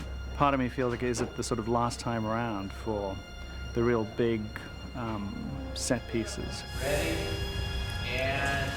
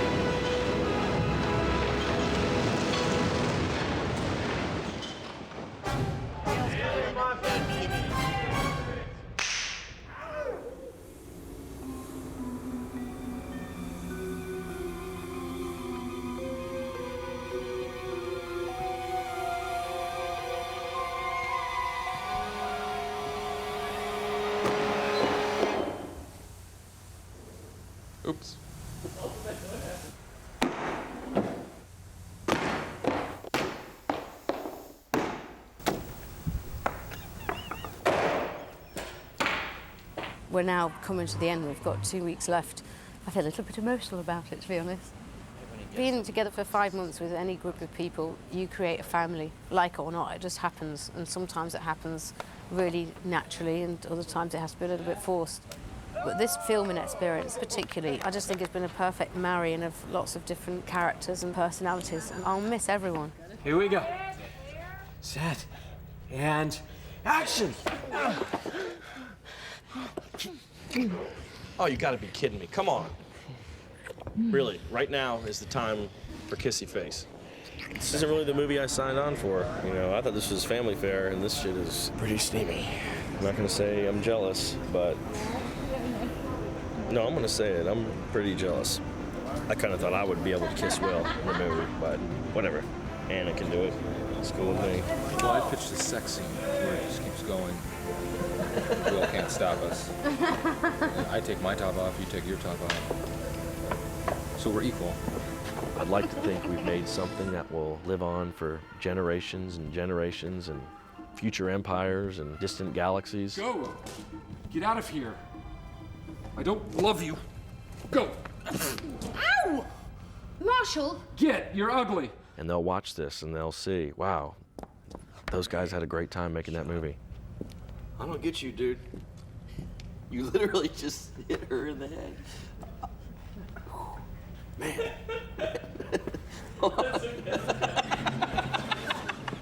And hopefully they'll be like, that movie whoops a lot of ass, too. But if they just think we had a good time, then that's cool, too. These are the best days of my life. Absolutely. Ah, okay, stop. Stop it. Anyway, we have a great time together. Oh, really? It was great to have people that you were really excited to be around, because Anna's great, and Will's fantastic to be around, and Brad's awesome. What? You have Danny in there to sort of ruin the thing, but you know, it's fine. You deal with it, because you're a professional.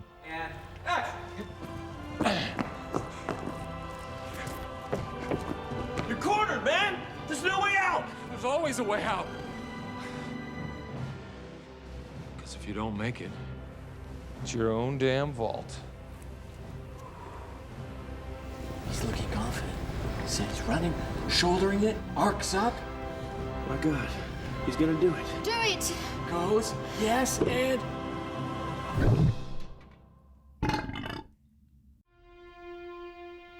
We are now on stage where we have construction going. We are 8 weeks out. We start February 28th. So we'll be dancing around the largest sound stages here at Universal Studios pretty much between late February and June of '08. Excited? I'm so bored. I you know, just like wake up, what are you gonna do? Yeah, go. No, this is, as I say, for a director, you dream often of who are the actors I want to work with, who are the other craftsmen I want to work with, what's the arena of a kind of a story I'd like to work with. And those usually end up being very disparate things, and when you actually get to put them together and have it be the best kind of creative mashup, it's not a day it's really work. You know, you're kind of getting away with a lot. You just get to come in and be thrilled that other people are helping you.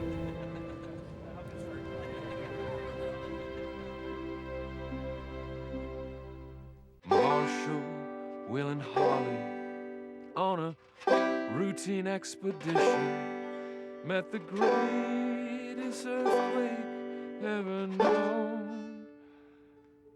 That's all I got.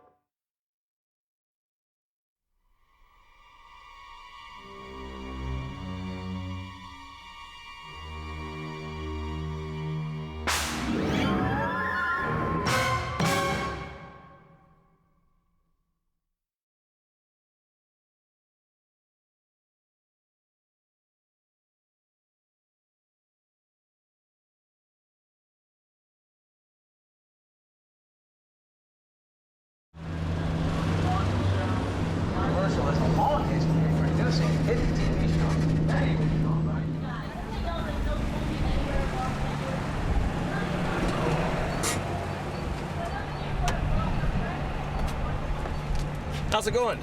I'm Danny McBride, playing the part of Will Stanton in Universal's Land of the Lost, and I'm here today to give you an in-depth look of the average day in the life of an actor.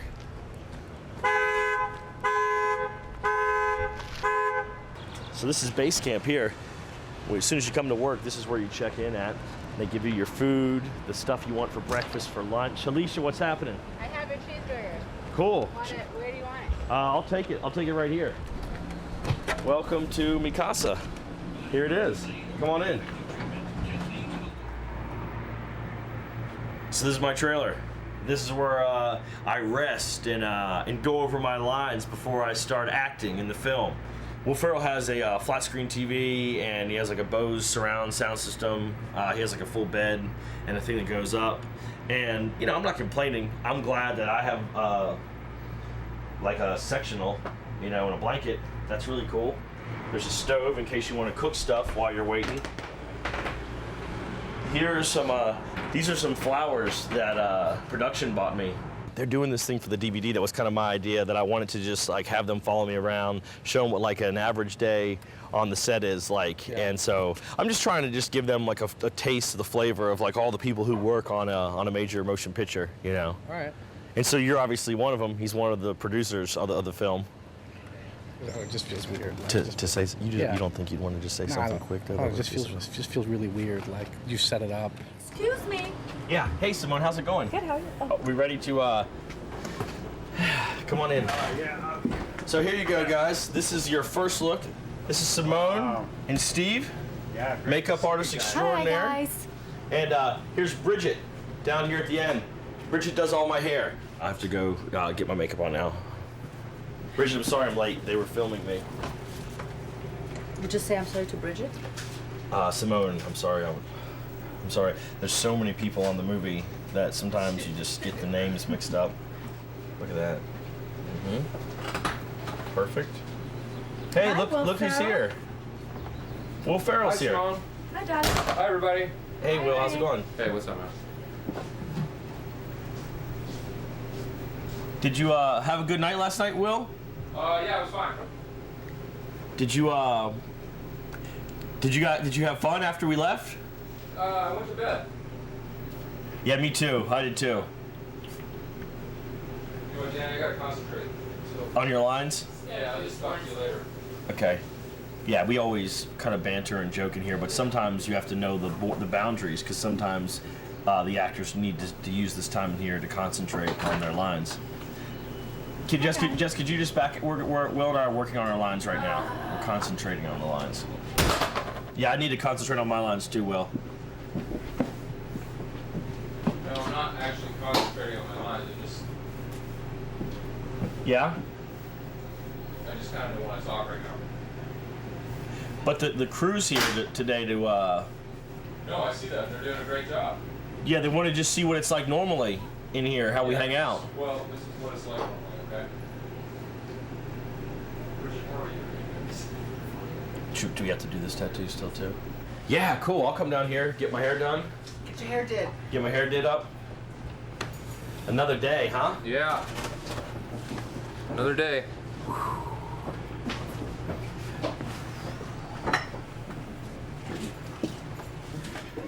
Bridget, how's it going? It's going okay. Yeah? Yeah. Were you here late last night? 3 in the morning. When did you wrap? I think around 2. Will, you want to watch the U.S. Open? No, I got some friends visiting, actually. How many? A good friend from college and his wife and 2 kids. Cool. Maybe we should bring them by the set. Maybe Yeah, I will. we could all like hang out. It's probably gonna be a close set though when I bring it by.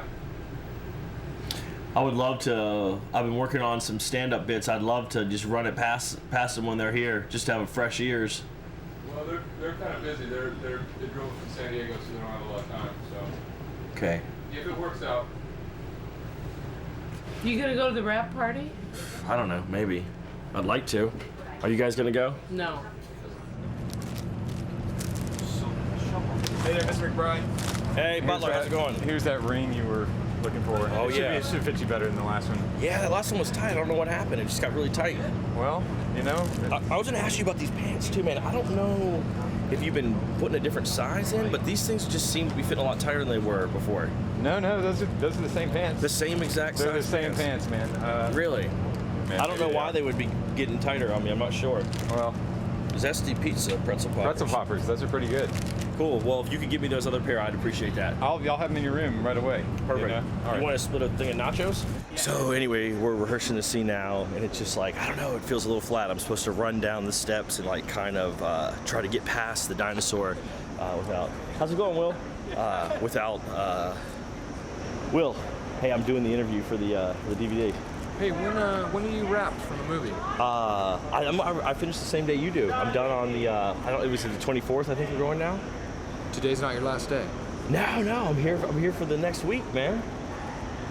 For the rest of the days you're here? Yeah, man, for just as long as you're here for. We finished. I think we have this. We're in the last shot together.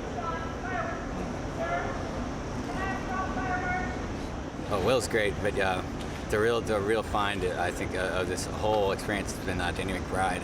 He is a wonderful actor, and I just think he's so funny, and especially his comic timing, and just like a lot of the things he says on when he's making things up.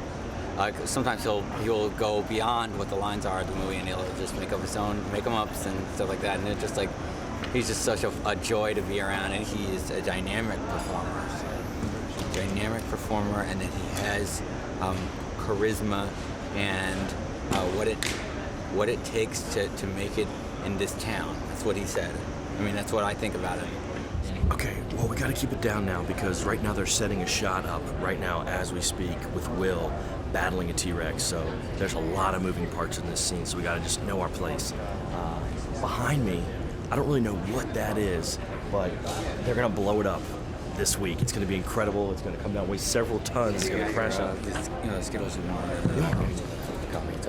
but it's just, I'm trying to do the thing for the documentary. I know, it's going to be great. The thing's going to blow up. I know, but you're like interrupting it because you're trying to introduce this thing. Yeah, the whole thing's going to blow up. It's going to be really cool. And I think can we pause it? Your character blows it up, right? Yo, I want to do this by myself, dude. If you want to do something that shows what to say, think of your own behind-the-scenes DVD extras. The whole thing is my idea. I don't need you trying to muscle in on it. Dude, I'm not trying to muscle in on it. I just wanted to be able to give you this because you asked for it earlier, and then you asked for this. But this is getting cold, and I should get another one. I should get another one of these. Yeah, I don't drink coffee, dude. Take this. I'll have the Skittles, but tea or no, I don't. Dude, I'm trying to. The thing behind us, they're gonna blow it up. It's gonna blow up next week. Go out more. Go out more. Stand aside more. Get out of my highway. Just away from me is what I want you to do. That thing, they're gonna. Why don't we introduce it together? We can introduce it together, and then it'll be easier. No? And you're like, what do you do? You're like, I'm a monkey. I walk around and don't even say real words. That's what I do. That's my character. Are you done? Do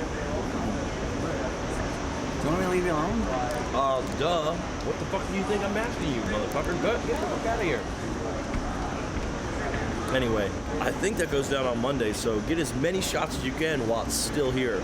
Because come Monday, it's kaboom! You do have this habit, Danny, of making every single thing about you, though, every day. But I'm just saying, like... Dude, you're gonna turn against me now? No, I'm just saying for the last day. You should have talked about it earlier. It's not. Okay. It's not the time to talk. I think we should do whatever Danny wants to do. Yeah, all right, as always. That's what I'm talking about. Okay. That's the only way to do it. Tell you one thing. I am calling CAA tonight, and shit is gonna change on Monday. They already know. I think CAA already knows. The lift is going to take you up and you're going to run off the lift. I'm ready. Come on. No matter what. What are you doing tonight? Anything crazy? Working, ready till 2 or 3. What are you doing after that? It sounds like I'm going to be straight chilling. If you want to be my partner in crime. No, I'm Celebrate the good times. Glass of alcohol. Is Danny resetting? Hey, Bill? Yeah. Oh. Okay, this is a really weird question, but do you think there's a way in hell we could actually finish the rest of Danny's work off like 100% digitally? I mean, is it a stretch? He's not doing it. We've got a lot of reference, so I think it's probably, I think we can do it. Hey, I hate to interrupt, but I think that would be a really great idea, actually. And I mean, I'm happy to pay for it myself.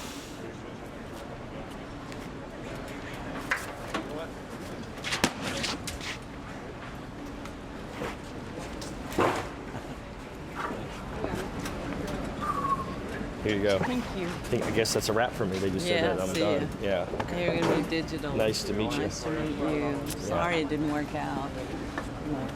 82 days. Well, I hope you guys had a great time, and I hope that you learned a lot, and I hope I was a good tour guide. And if you'd like to learn more about acting, you can contact me personally at my MySpace page, Danny McBride, the actor and instructor. Take care.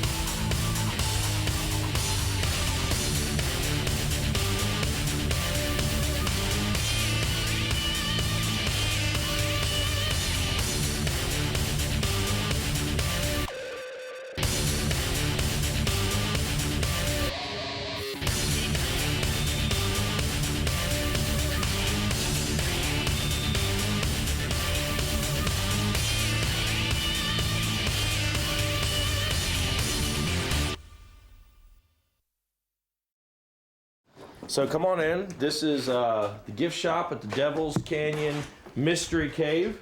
These are one of my favorite items here. It's a coffee mug. Bought 6 of these for my mother for Mother's Day. She enjoys them, thinks they're great. I told her it was a butt, so she wouldn't get weird about it. I've traveled the world many times, and so these are some artifacts that I've gotten from other gift shops. This is from a gift shop in Zimbabwe, which is cool. This is from a gift shop in Kauai. It's actually from the airport in Kauai. I didn't make it onto the island because I had a problem with my driver's license. This is one of my favorite parts of the store. It's just kind of a fun little thing. Any knife you want for 10 bucks. This is a good knife to take into a fight just because it looks so goddamn tough. Look at it. Yeah, there's 2 holes there. Those holes are for air to go through so you can cut someone faster. These are coming back in style. You know, in the 80s, people were really into big buoys, made popular by such films as Rambo, First Blood Part 2. But in the 90s, people moved into guns, and I think people are coming back to buoys now, which is great, because I got a shitload of them, and I'm selling them half off. Here's some lighters. They work. Every one of them works. And the good thing is, when this runs out, because this is a great joke, it never gets old, and when it runs out, you can just put another lighter in there and just keep going. This is a jackalope. These are actually in season right now, so it's totally legal to shoot these animals right now. You can kill them any way you want to, with bows and arrows or guns, or with buoys. And then I think my favorite thing is over here. What's it gonna be? Coffee maker, the cool painting. It's Donkey Kong. It's this. I can spend hours, and I have spent hours playing this, and I still have not beaten the high score, so that's not too cool. The biggest attraction we have here at the store is, of course, dun dun dun, the Mystery Cave. It's a pretty scary ride, and I tell people this before they get on here. It's like, don't bring, if you got a heart condition, if you're pregnant, don't come on this ride. I don't want to be responsible for someone dying or losing a child. You'd think that a ride like this would consume a mass amount of water, but that's kind of like why this is a real moneymaker, is that honestly, the water doesn't cost me shit. I don't spend any money on water because I've tapped into the runoff from the soap factory down the street. But that's cool because I'm not drinking it and just floating my boats in it. And I'm seeing that they're setting lights up in front of my trailer, which is also kind of has me a little worried. Okay. Y'all have a permit? Did y'all get a permit? This is my property. Sorry. Okay. So no one's listening to me, which isn't uncommon. Oh shit. Okay. Be cool, but Will Ferrell's here. Mr. Ferrell, I don't know. I don't want to make this weird or anything, but these guys were kind of doing a spot on my store, and because you're shooting your little movie here, just wanted to see maybe if you would. It's kind of a big movie, but well, you know, it doesn't really matter. I was just kind of. This is more about the commercial. This is a big commercial for my for my shop here. So I just want to know if you would maybe just say that, like, Devil's Canyon Mystery Cave is the scariest thing I've ever been on before. I feel weird. Say, I mean, I've never been on it before, never even set foot. It doesn't really matter if you haven't been on it. It's okay. You can just tell the cameras that you've been on it and that it's super scary and it's worth the $15 ticket to It's get on. $15? It's $15, yeah. Well, I can tell from the outside looking at it, it's not worth $15. Okay, well, this isn't really how this is supposed to go. You're would you just smile and just say, like, it's the best ride I've ever been on? Just the best ride I've ever been on. Okay, well, let me, can I just start? Yeah, go for it. Hi, I'm actor Will Ferrell, and the Devil's Mystery Canyon Cave. Don't stutter. Just say it straight. Hi, I'm actor Will Ferrell, and the Devil's Canyon Mystery Cave. Yeah, don't just look straight at the camera. Don't pretend like I'm telling you to do it. Hi, I'm actor Will Ferrell, and the Devil's Canyon Mystery Cave. Can you not stand right next to me, Okay. maybe? I mean, you get paid to do this. I would imagine you could say. I'm not. it Well, on I'm not. stage. Are you paying me? No. Well, no. I'm not paying him. He likes to ride on his own. Go ahead, just tell him. Hi, I'm actor Will Ferrell, and the Devil's Canyon Mystery Cave is one of the scariest rides I've ever been on. See? And he's from Hollywood, so he doesn't lie, does he? No. People from Hollywood, no. He's seen scary. He's seen movies. Scary, right? Holds up. See? Who's going to argue with Will Ferrell? Not me. It's very scary. See? Who's that? That's script supervisor, Kate Hartman. Oh, the person who writes the movie? No. She just makes sure, she helps us make sure we say all the right words.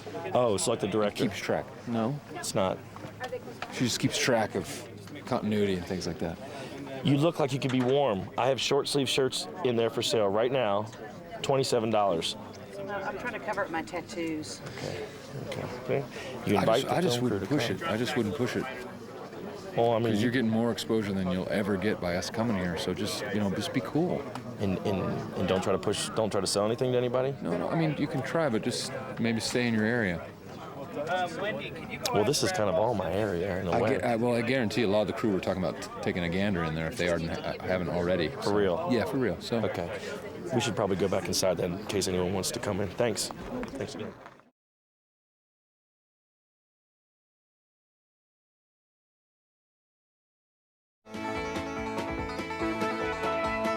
Marshall, Will, and Holly on a routine expedition. I have been waiting for this moment for 2 years. I'm coming at you hard. This is my David Frost moment with you That two. is so cool. I've been waiting for it for 15 years. Okay, I'm going in right away with the big questions. First of all, Sid, I think you have the answer to this. What is with the banjo? Tell me about the banjo. It's the most brilliant and odd and interesting choice for a key instrument for the theme song, as a recurring instrument for your underscore. I'm stealing it from my movie. Well, I really think it was like 2 years before we did Land of the Lost. There was a big movie out there with Burt Reynolds. Oh, yes, we know that movie. Deliverance. Deliverance. Yeah. And Deliverance had a banjo all the way through it. So when we were scoring Land of the Lost, I said to the composer, I love that sound, and I really think, let's try that to see if it works with the dinosaurs. Right. And did he think you were out of your mind, or did he say no? Well, yeah. Well, it was like an old-fashioned idea, Right. you know. And Marty and myself really insisted upon it because when I told Marty about it, he saw the movie too, and he said, "Wow, that's an incredible sound." Yeah, So right. let's go for it. And it really, really worked. Science fiction, adventure, Yeah. banjo. Yeah, absolutely. But it is, and that's the most memorable part of it. Tell me about the theme song itself. How was that written? There was someone that worked for us. He was in our creative department too. His name was Alan Foshko, and a great, great friend of ours. And Alan and myself and Marty, we worked together on Land of the Lost. Right. Well, we also, you know, I was looking for who could write it. Yeah. So we found this Linda Laurie at the time who had written some really great songs. So, you know, you put her together, Right. and that's how it, you know, that's how it And she was a started. friend of Alan Foshko's, actually. Perfect. And she hit it right on the nose because with all of our shows, we wanted a little story to be told in the theme song. just to set you Only up. because television, if you don't get them in 30 seconds, That's they're it. gone. Tell them the story, And puffin kids- stuff. Sure, you got and of the course, whole kids story. leave in 15. Right, right. I don't know how we got here or why, but I think we're in another world. What makes you say that, Dad? I think it must have happened when we went over the waterfall. Remember how it never seemed to end? Just like it seemed to fall through a hole in space. The writers that we had, I mean, it was pretty heavy to get Star Trek. David Gerald? Yeah, who I think won an Emmy, Sure. and, you know, and Did you get pushback at all from the network about the level of science fiction that they were writing? Because they wrote profound science fiction. It could have been primetime storytelling. never. It was really bizarre. We got more notes on shows like Lidsville and Puffin Stuff and the Bugaloos than we did on Land of the Lost because it was so intelligent. Well, the real And- thing was, I don't know if you remember, we had only shot a few shows before it premiered. We hadn't finished them. So the first week we were on, NBC did advertisements that we were getting ratings like the $6 Million Man. So they left us alone. Once it's a hit, they Right. leave you alone. That's right. You're in trouble. They Right. call you when you're in your bathtub on Right. Sunday night. Sure. Right. Well, I'm going back to the theme song again. So for those who don't know, Wesley, he sang. Now, how did that happen? When we were casting Land of the Lost, Wesley was someone that I knew. And I said to Wesley, you know, you'd be perfect. You got to go in. I'm not going to help you. You've got to make it happen yourself. Got it. With the casting director. And he was on Days of Our Lives. Days of Our Lives Right. at that time, so he was pretty popular out there. Right. And he went in, I think we looked at 3 people, and he nailed it. It was perfect. And then we brought in girls because we wanted to make sure that we could match the father, the daughter, and the son so they all look like they came from the same family. Right, exactly. I mean, the most important thing in doing any television show, unlike the movies, they got to be likable. They can be a villain, but they better be likable. Right. Just like Witchy Poo. Right. She was likable as a villain. And, you know, that's the casting, I think, was that's important in any you know, And show the you question do. that you asked about him singing, I knew that he sang, so that was another thing. I said, go in and see if you can hit it. I had a great conversation with him about, you know, because again, I was your audience, and as a kid to look up and see on those opening credits a one-name actor, I was fascinated when he came and said, "I'm going to just be Wesley." Did that strike you as kind of a cool idea, or were you thinking, "What is he doing?" Well, for us, that was not uncool because we were on the road for Right. 2 years with Liberace as our we just as had his opening one act. So we already knew that. Yeah. Right. Perfect. I love that. I think he told me that it was his manager who had sold him on the idea, and he's been living it down ever since. Because I think by the 3rd season, or maybe the 2nd season, he was Wesley Ure. Yeah. It's so funny. I'm going to stay on the casting thought for a moment. Years have gone by. It's okay. We can talk about these things. So season 3 comes along, and here comes Uncle Jack. Now, did you have a sense by the end of the 2nd season that you weren't going to get Spencer back? Did that happen during the hiatus? He was starting to make noises in the 2nd season. You know, the 1st season was okay, but I never could figure out where he was coming from. He was the only one of all the actors in all the shows that disappeared. Yeah, As of interesting. today, he's gone. So Was it like a Robert Reed moment where he just thought he should be doing other things, or he just didn't like We the don't cash? know, you know, we just couldn't well, I make think it. he was doing commercials at the time, and it could have been the money because we couldn't afford Saturday morning. Right. You paid. You know, Yeah. if we could get away with it, we would have paid underscale because we were losing money on every show. Of course. What's your interaction creatively on a week-to-week basis while you're making the show? How did the brothers function? Fighting all the time. Good. Yeah. Good. Well, I think Sid takes more time in the, you know, he spends more time than I do in the creative end because I got the heartburn of running the thing. The financial. And then during the show, Sure. and like during the movie, Right. you know, I'm there every day, That's you right. know, supporting the whole situation. Ollie, get in the cave.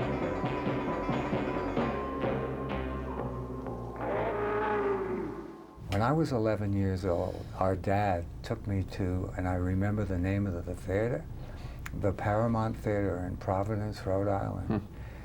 And I saw a movie there that I had never forgotten.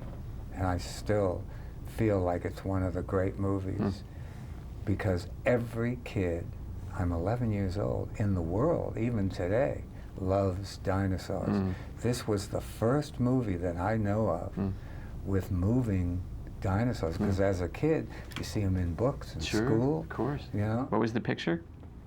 1 million BC with Victor Mature. It scared the hell out of me. And so I always, in my mind, said, oh my God, if we ever get the opportunity, we got to do a show with dinosaurs. Great. Because it had never been done on Saturday morning. Right. And so the first idea was Swiss Family Robinson, a family. No, the mother, we can't have the mother there. It's too scary for the mother to be there. But the father, the son, and the daughter get trapped there. And we had to have other humans there. Yeah. How can you just relate to dinosaurs? Right.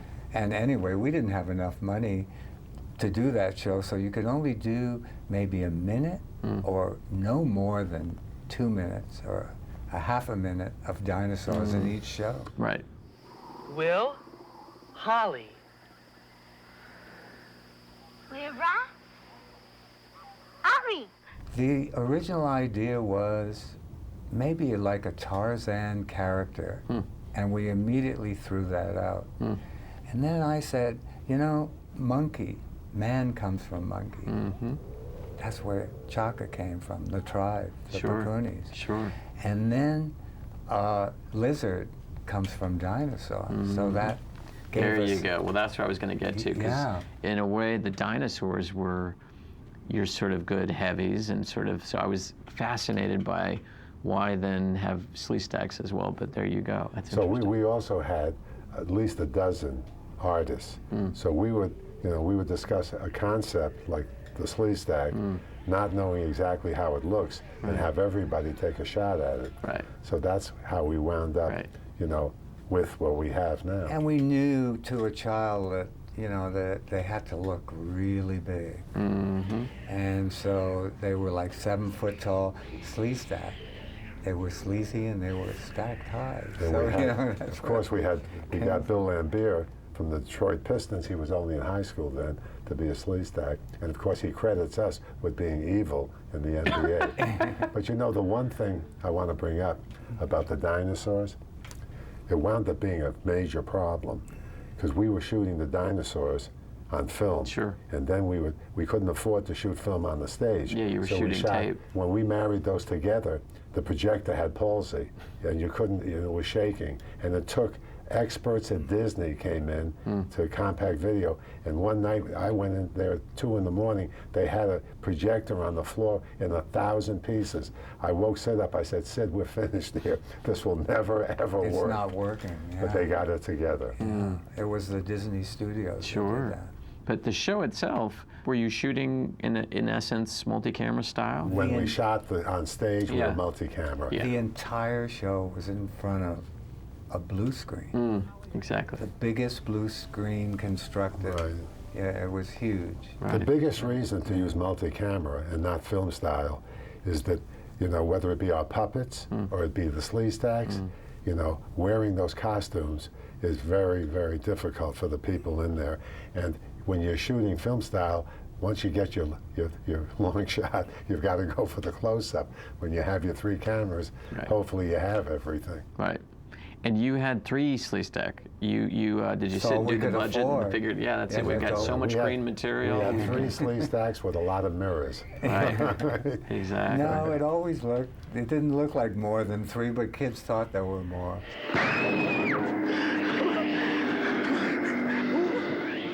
For everyone's understanding, your original show you shot at what was once Warner Hollywood, and now it's called The Lot. You were not the blue screen set, but the home cave. These were not large sets. There were never a set. There was hardly ever a set. It was We were on the a big actors were playing. We were on a big stage at Warner Hollywood, which is now was Goldwyn. Right. But we were on A few plants, a few plants. and there were a lot of cutouts, and Sure. I know when we talked about it early on, I said every detail that has survived in my brain for 30 years deserves to be in the movie, because look at that impression that gets made. You know, the home cave, the crevasse that's constantly being run over and Grumpy's stuck on one side or the other.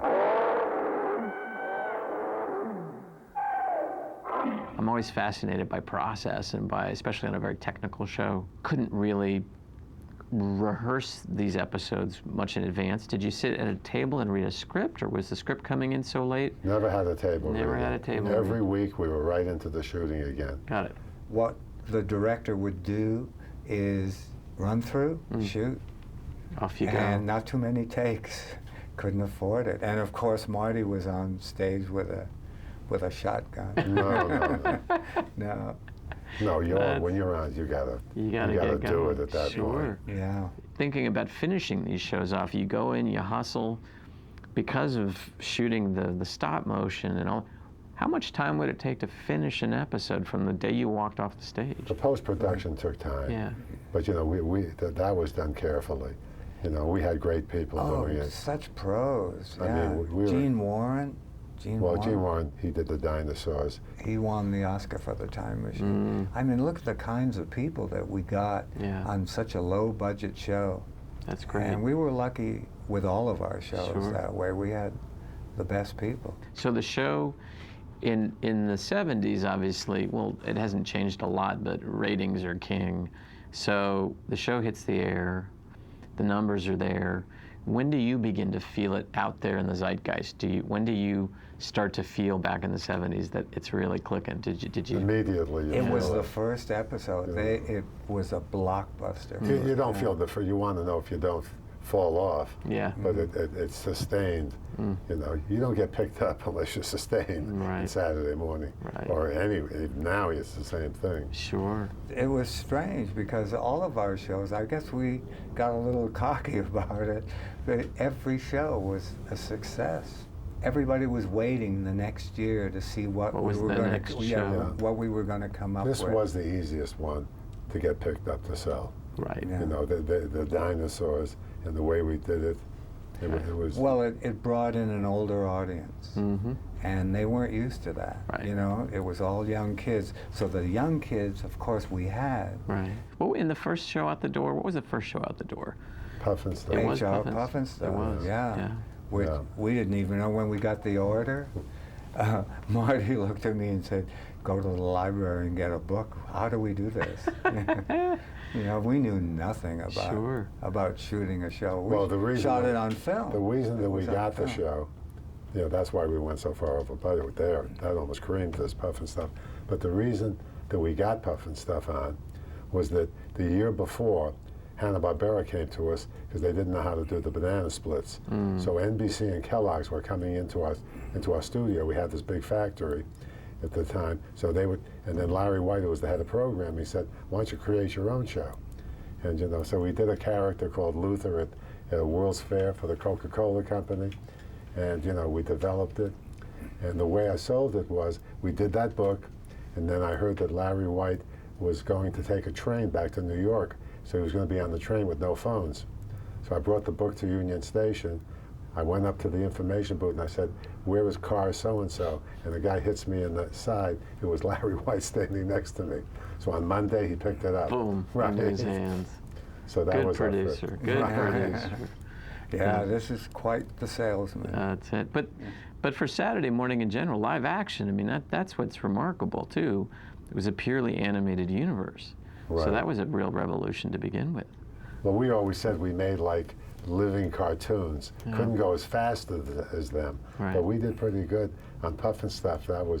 That moved pretty fast. Sure. Oh, it makes me think of the Sleestaks. You know, we're on this little stage. The first day, the director came to us and said, "How can you run away from these guys?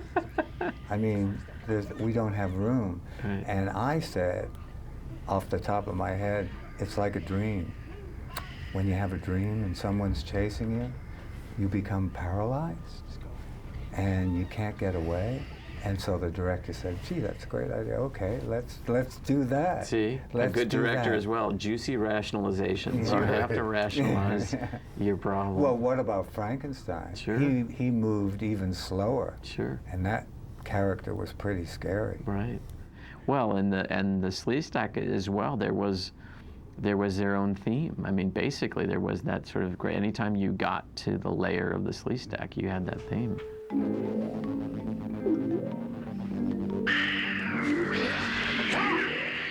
Of course, I always love, and trust me, it was the first thing I knew I was going to put in the movie, that wonderfully large sign, "Beware of Sleestak." So if there's any confusion, but somehow everybody kind of just missed the sign. That's what I found amazing. Well, people just don't read, do they? No. No, because they're looking at the picture Right. and listening to what the actor is saying.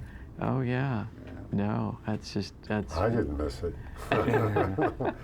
Any one of those poor guys ever pass out? Were they good? The Lambiers of the world, did they... No, we had 3 basketball players. Yeah. No, they were happy to do this. Yeah. They were coming out of high school. Sure. And they were making a living. They were in SAG. Right. Well, what were they getting? About $100 a day? No, I don't know. But not much. Tough job, though. Think about it. You'll recall when we were making our movie, the Sleestaks came to work the first day, and like every good actor, all of the fellows who had come in to audition, "Oh yeah, I've done a lot of suit work, great experience." It's like when you say, "Can you ride a horse?" "Sure, I can ride a horse." Fantastic. Come in that first day, big heavy suits, they can't see, have to be hydrated between every take. Suddenly, day 2, we show up and my assistant director says, "We're having a Sleestak rebellion," you'll recall. And that was exactly it. They thought, well, this is hard work. We're going to hold them up. And I think they tried to double their rate. And we put that down pretty quick. But the rest of the day, we were all wondering who's the one who started the mutiny. And they all look alike. They're identical. So Will and I all day long were looking like, that was the one. Look at how he's walking. It could have been Enoch. He could have been the cheerleader. Sure. Well, there you go, Enoch. Let's talk about Enoch. Was there an idea from the get-go that there would be this intelligent Sleestak? You had to have that. Yeah. Who was controlling the Sleestaks? Who spoke for the Sleestaks? Yes. And then the Zarn. The Zarn wasn't, I don't really remember, not too many shows and very, very brief. I think it was in 1 show. 2 shows. Two shows, right. Yeah. And you know better than us. Yeah. Right. I will tell you that, Enoch made an impression because when I'm asked, it's usually in descending order. Everybody who stops me, are the Sleestak in the film, is Chaka in the film. And of course, then you get a lot of questions about Enoch. Yeah. And which is great because we knew early on that we really wanted to make sure that mostly Chaka and the Sleestaks. Sure. Phil Paley, who was 11 at the time, playing Chaka. Yeah, he had a black belt. Right, this little kid. Fantastic. Yeah, he's a great kid. He turned out to be a great guy too. Lovely guy. And we see everybody still. Yeah. The only one we don't see is the father in Land of the Lost. He may still be there. You never know. He probably didn't get out. He's living on a ranch somewhere. Sure. That was where he wanted to go. Got it. With the casting of Phil, was he one of just a huge open call, or did you meet him and thought he's the one? We did have an open call, but it was at the height. I don't remember. He was a little kid. We wanted. He was little for his age. And we didn't want a little person in there, you know, because we wanted him to move like a kid. We were hoping Chaka was young. We were hoping that Philip Paley was 18, so he didn't need a welfare worker. Oh yeah, that cost us. That's what happens. That's right. You got to school them, and you got to do all those things. Well, tell me about the end of the series. It must have been a little bittersweet. I mean, the goodbyes are always tough, and you had some really wonderful young actors too. Do you remember the last episode? Finishing the last episode? We didn't know it was the end, though. That often would happen. We didn't know until like months later. Okay. We're used to the end. Right. It was the beginning that's always the surprise. Right. Well, because then we had another show ready to go. Sure. Right after that, and another one after that. Yeah. So. No, while the end was happening, we did our first primetime series, Donnie and Marie. There you go. So we were working on another. Then we had our park in Atlanta at the same time. There was never any cross casting, was there? You never. No actors ever appeared in any two of your series. Yes, Billy Hayes.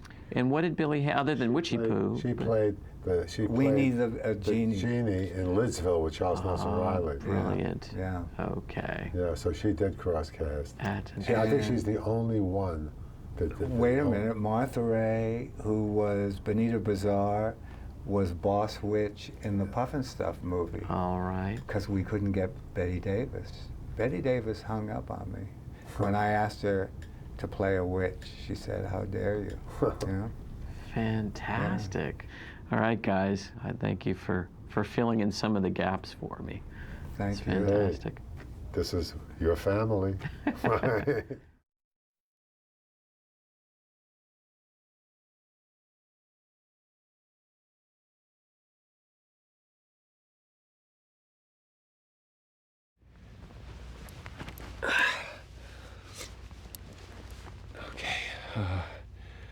Food diary. Day 1. This is the first day, the brand new start of my new diet, and I'm feeling pretty good about it. Even though I think I just want to celebrate by having this one Twinkie that the others don't know about. But this is it. Once I'm done, with this never again, okay? While I'm out here. This is that one. This is the old one.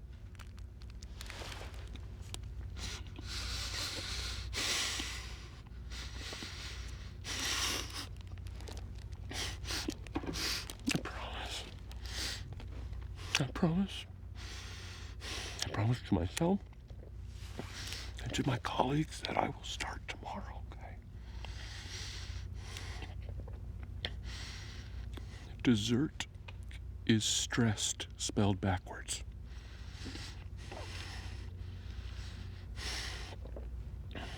Dessert is stressed, spelled backwards. Dessert is stressed, spelled backwards. Dessert is stressed, spelled backwards. Okay. I'm just gonna have one more, real quick.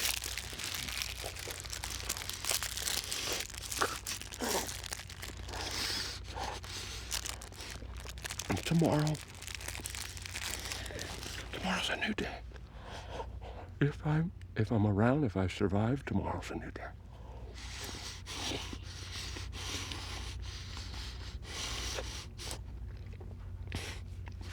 I hate myself in these moments. I really do. I really do. I hate you, Rick Marshall. I hate you, Rick Marshall.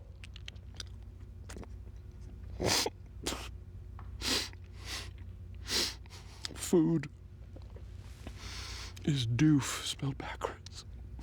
It doesn't make sense. I had a dream last night that this skeleton here was mocking me. And woke me up in my sleep in the dream and led me to the back of the cave where there was a giant, massive walk-in freezer with wonderful cuts of meat and cheeses from all over the world. And we played dominoes and ate until I gave birth to a side of ham, a Virginia ham, that was perfectly salted and cured. And I dressed it in clothing, and then we got hungry and we ate that. Me and the skeleton here. I don't believe it. In the back of this cave, amidst all these artifacts, is an old burrito.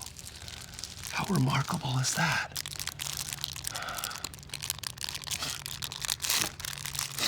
So pathetic.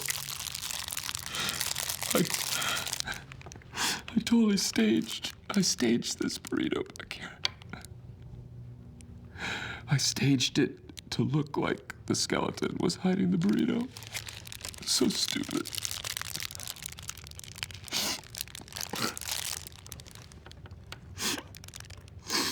So stupid.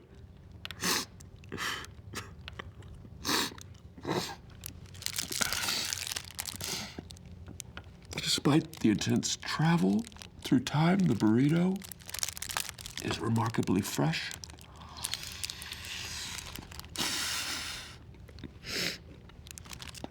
Tomorrow's a new day. I want to regroup. I'm gonna regroup, damn it.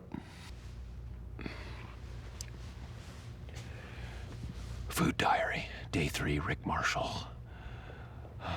While my fellow comrades sleep, I realize here in the early morning hours that the teachings I learned in Phoenix are helping me immensely. They've given me the tools to suppress my I'm so hungry.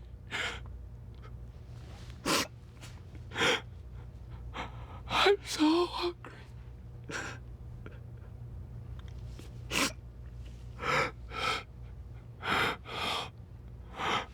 Even though I'm with 3 other people, I still feel so alone.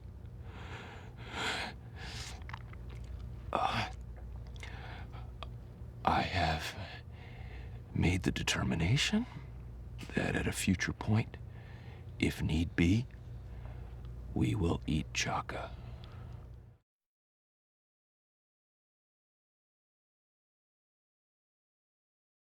Ladies and gentlemen, and kids, welcome to your La Brea Tar Pits. And now, get ready. You've seen him on YouTube, and he's still waiting for that rematch with Matt Lauer. Don't forget to ask him to validate your parking. Please welcome the Learning Pit's own Dr. Rick Marshall. All right.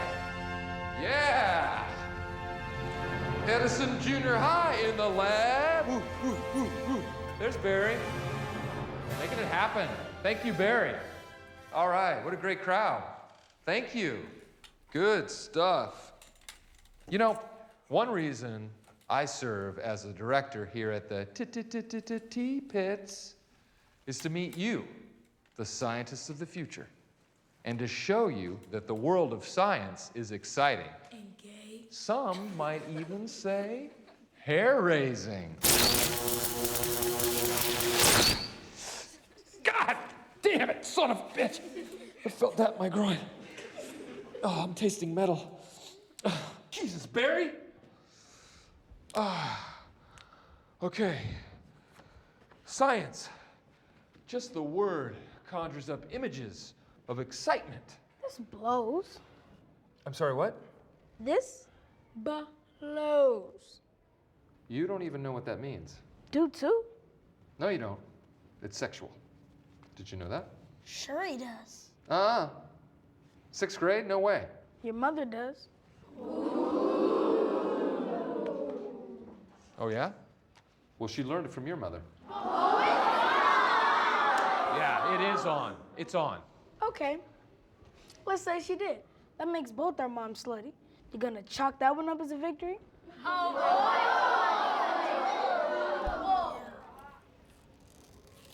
You wanna dance, little man? Mm-hmm. Meet me outside 20 minutes by that floating elephant thing. Dude, it's a mammoth. Oh, just keep it up. I'm gonna knock that smart off your face. I'd like to see you try. All right, everybody out. Learning's over. Get out of here.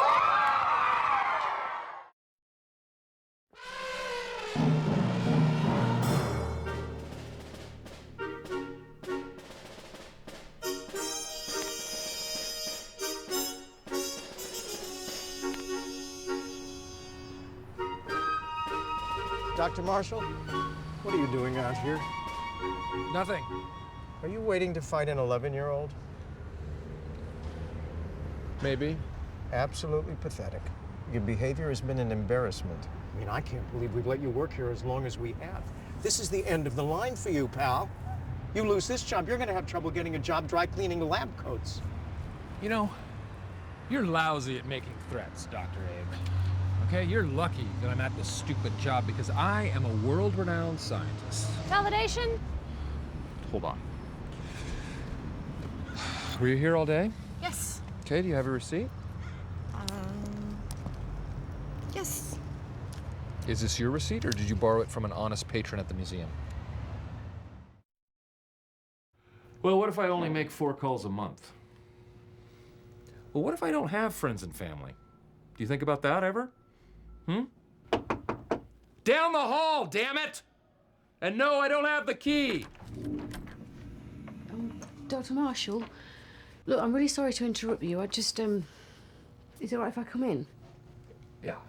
Can I call you back? Well, I'm going to call you back. Hi. I'm really sorry, I'm a bit nervous here. Look, I just wanted to introduce myself. I'm Holly Cantrell. I work on the pit crew. Yeah, obviously. I was just hoping to have a word with you. I've studied your work extensively and, well, I'm a really big admirer. Oh. Well, let me give you the grand tour. My magazine covers, over there. A few hundred copies of my book that no one bought. A little depressing. And that's the coffee machine that I bought with my very own money. I don't care how suspiciously similar it looks to the one missing from the break room. I know why you're here. Oh, no, Dr. Marshall, Just Marshall. Marshall. Okay, look, I've heard what the staff have been saying about you, and I don't think it's fair or even true. I've read your paper on quantum paleontology, and I think, quite frankly, it's brilliant. No one's read my paper since it was published. Yeah, I have. I did my graduate work on it at Cambridge. They teach my work at Cambridge? No, not exactly. Well, they don't at all. But that's why I'm here. Look, your theory that tachyon particles can move fast enough to travel backwards in time was just, well, it's brilliant. And then the tachyon amplifier you were building, it was just the... Is that it? It's nothing but a pile of pain. No, it's not. It's the key. It's the key, and you're onto it. Look, I wrote about it. This is very flattering, Holly. Thank you. But let me just show you something. Why don't we put this in a pile marked Marshall's a genius, okay? And here are several bound, published papers saying Marshall's a fraud. That's a phone book. I know it was for dramatic effect, but you get my point. I'm not going down that road again. For years, I blamed other people for my failures, both scientific and food-related. But you know what I learned? If you don't make it, it's your own damn vault. Slammo. Yeah, pithy and hilarious, because vault sounds very similar to fault, but words I live by. So, do yourself a favor and don't follow this.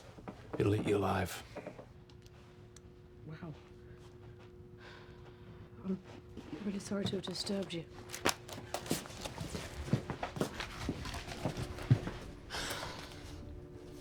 You know, when I first arrived here, I went straight to the place where you predicted the presence of tachyon radiation, and I found this.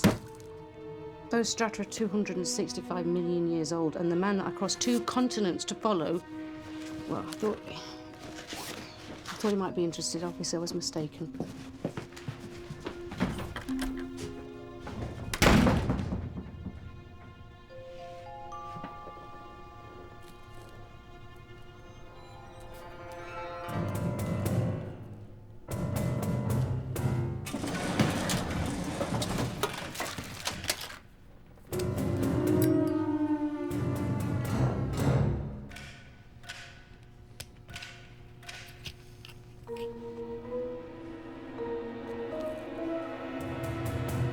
Sir Isaac's balls.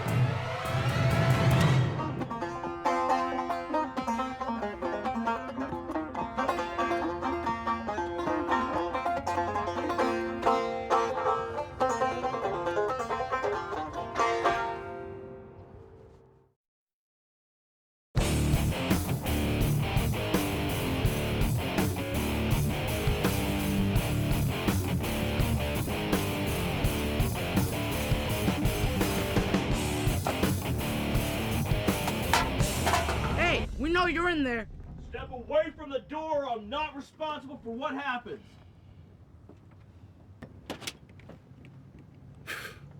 Oh, it's you guys. Hey, butthole. These fireworks are crap. We want our money back. Ooh, I'd love to help you, little shaver, but peep the sign. It's policy. Bullshit. Give us our money before I kick your ass. Was that a threat? I hear a threat? Yeah, I think I just heard a threat.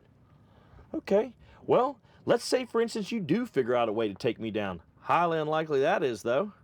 I got a little insurance policy for just such a scenario. His name's Ernie. He's over there in that culvert. About 100 clicks right behind you. Man, there's no Ernie. Dude, I'm looking at him right now. He's got a Fu Manchu mustache. He's breathing through his mouth to hold his shot steady. Looks like Tom Petty's retarded brother. He's a bad man. Let me give you a little word of advice. You do not want to mess with a guy who looks like Tom Petty's retarded brother. So now why don't you little squirts go ahead and turn your bikes around and make tracks, baby style, huh? I'm gonna go in here and watch my shows.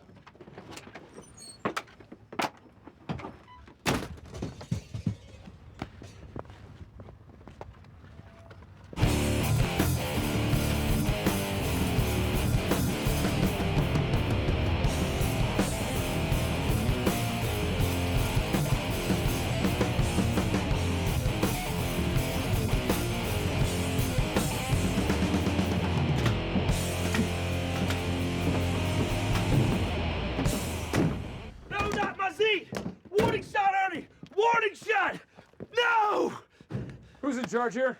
Hold on for a second. I'm finishing up a business transaction. You mongrels! Not my Z. It's my baby. Is everything all right here? Obviously. Sorry. Pull your hair. I'm Will, the proprietor of the Devil's Canyon Mystery Cave LLC. Let me guess. Y'all caught our flyer at the knife show and you had to come down and take a gander. What can I do you for? Tour? Fireworks? Perhaps a little of the Devil's Homegrown? I'm Dr. Rick Marshall. Yes, the Dr. Rick Marshall. This is my colleague and field assistant, Holly. Hi. We picked up some major tachyon hits in the area. Oh, illegals. Yeah, we get a lot of them through here. I can help you with that, you know. Lay down some traps, some razor netting, perhaps some cages. What? Absolutely not. Oh, I got you.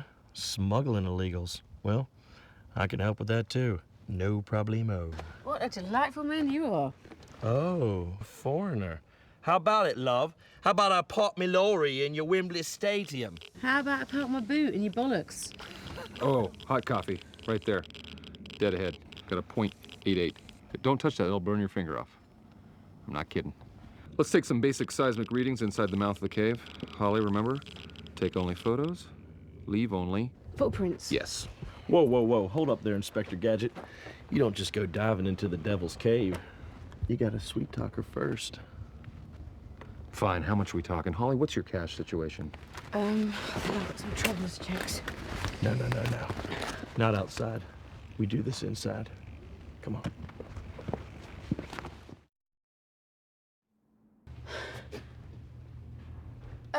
Guys!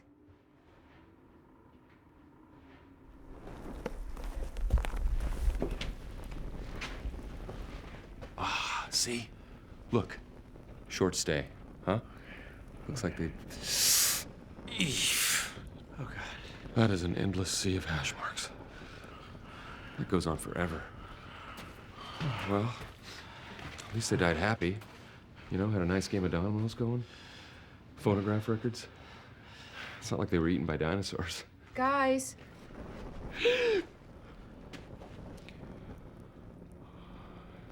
Well... Just don't talk anymore, okay? But...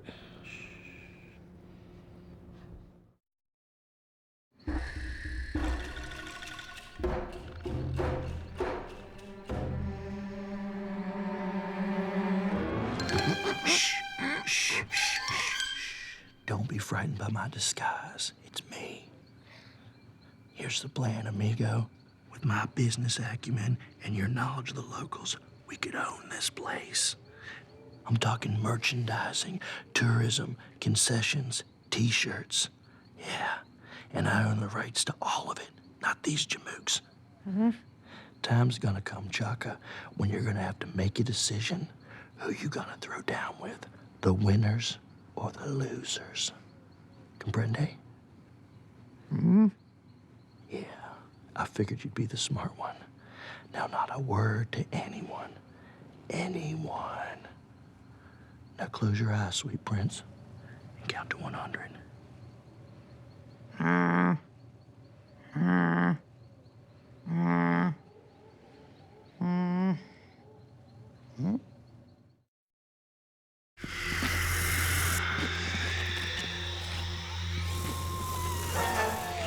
Oh my God, they're really slow. No immediate danger. Cold-blooded and slow. I repeat, no immediate danger. Will you stop that, please? You're freaking me out.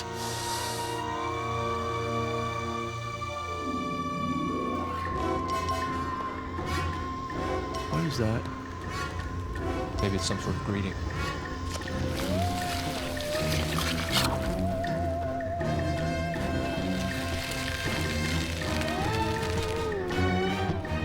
Now there's some danger. Now we should move.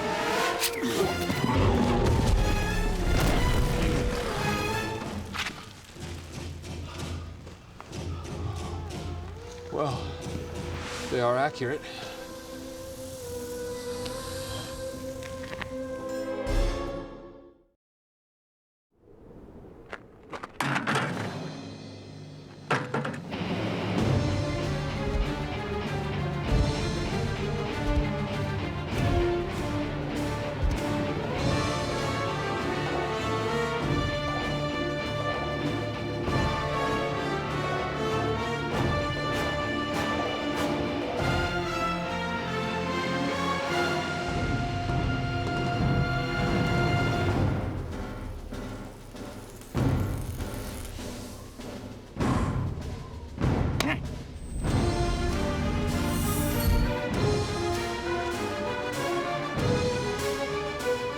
Let's do this.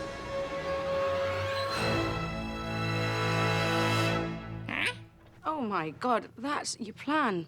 Yes, it is, and you gotta trust me on this, okay? This device I've fashioned is highly explosive. I've stuffed it with oily rags and dead batteries. It's super dangerous, all right? Chaka, be very careful. The plan is Chaka is gonna take this device, run his ass down those steps, and plant it amongst all those sleeve stacks. Chaka. He will then pull the quick release harness, where he will drop the package amongst them. They will have no idea what's coming to them. Chaka's gonna double time it back up here to us, where as a team, we will all stand here and watch this amazing fireworks show together. I've debriefed Chaka. He's aware of the dangers involved. He's not gonna place blame on anybody. He's totally cool with this. Good plan. It's gonna work. Trust me. Come on, Chaka! Banzai! Go, go, go! Banzai! Quick release, Chaka! Come on, quick release! To hell with this. We're gonna do this Manchester United style. Give me your belt. Well, your timing is a little off, but I... Give me your belt.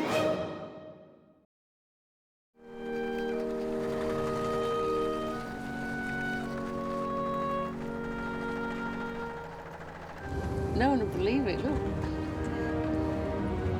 We've got it all right here. Yes, we do.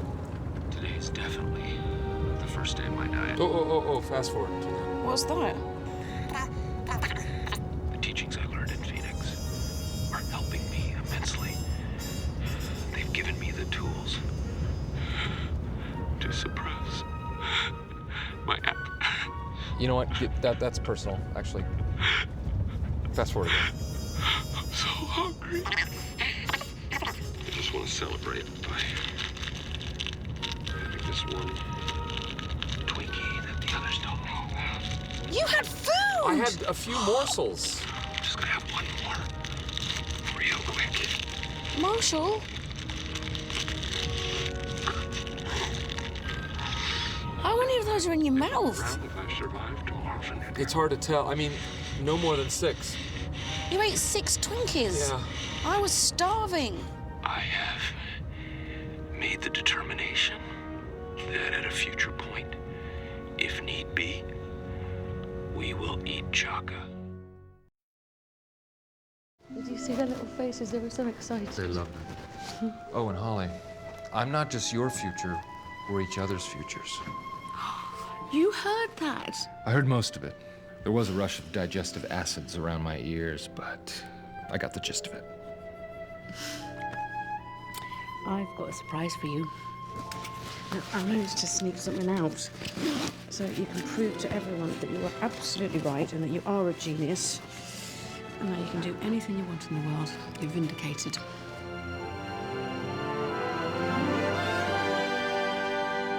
Dinosaur eggs. Oh, Holly. My sweet little puppy. What? Don't you see, this world could never handle what we've learned. It's far too dangerous. Abused and used for all the wrong reasons, this must remain a secret. What a cruel irony science can be. So this is it for you? Yeah, I need to return to science and exploring. Things I was meant to do. Things we were meant to do, and we can't do that here. Believe me, there are bigger things out there. Well, good luck to you, Rick Marshall. And I hope you find what you're looking for. Dr. Luther. I think I already have. I think I already have. Odd.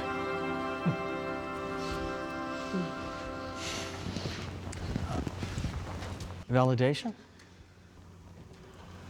No thanks. I found mine already.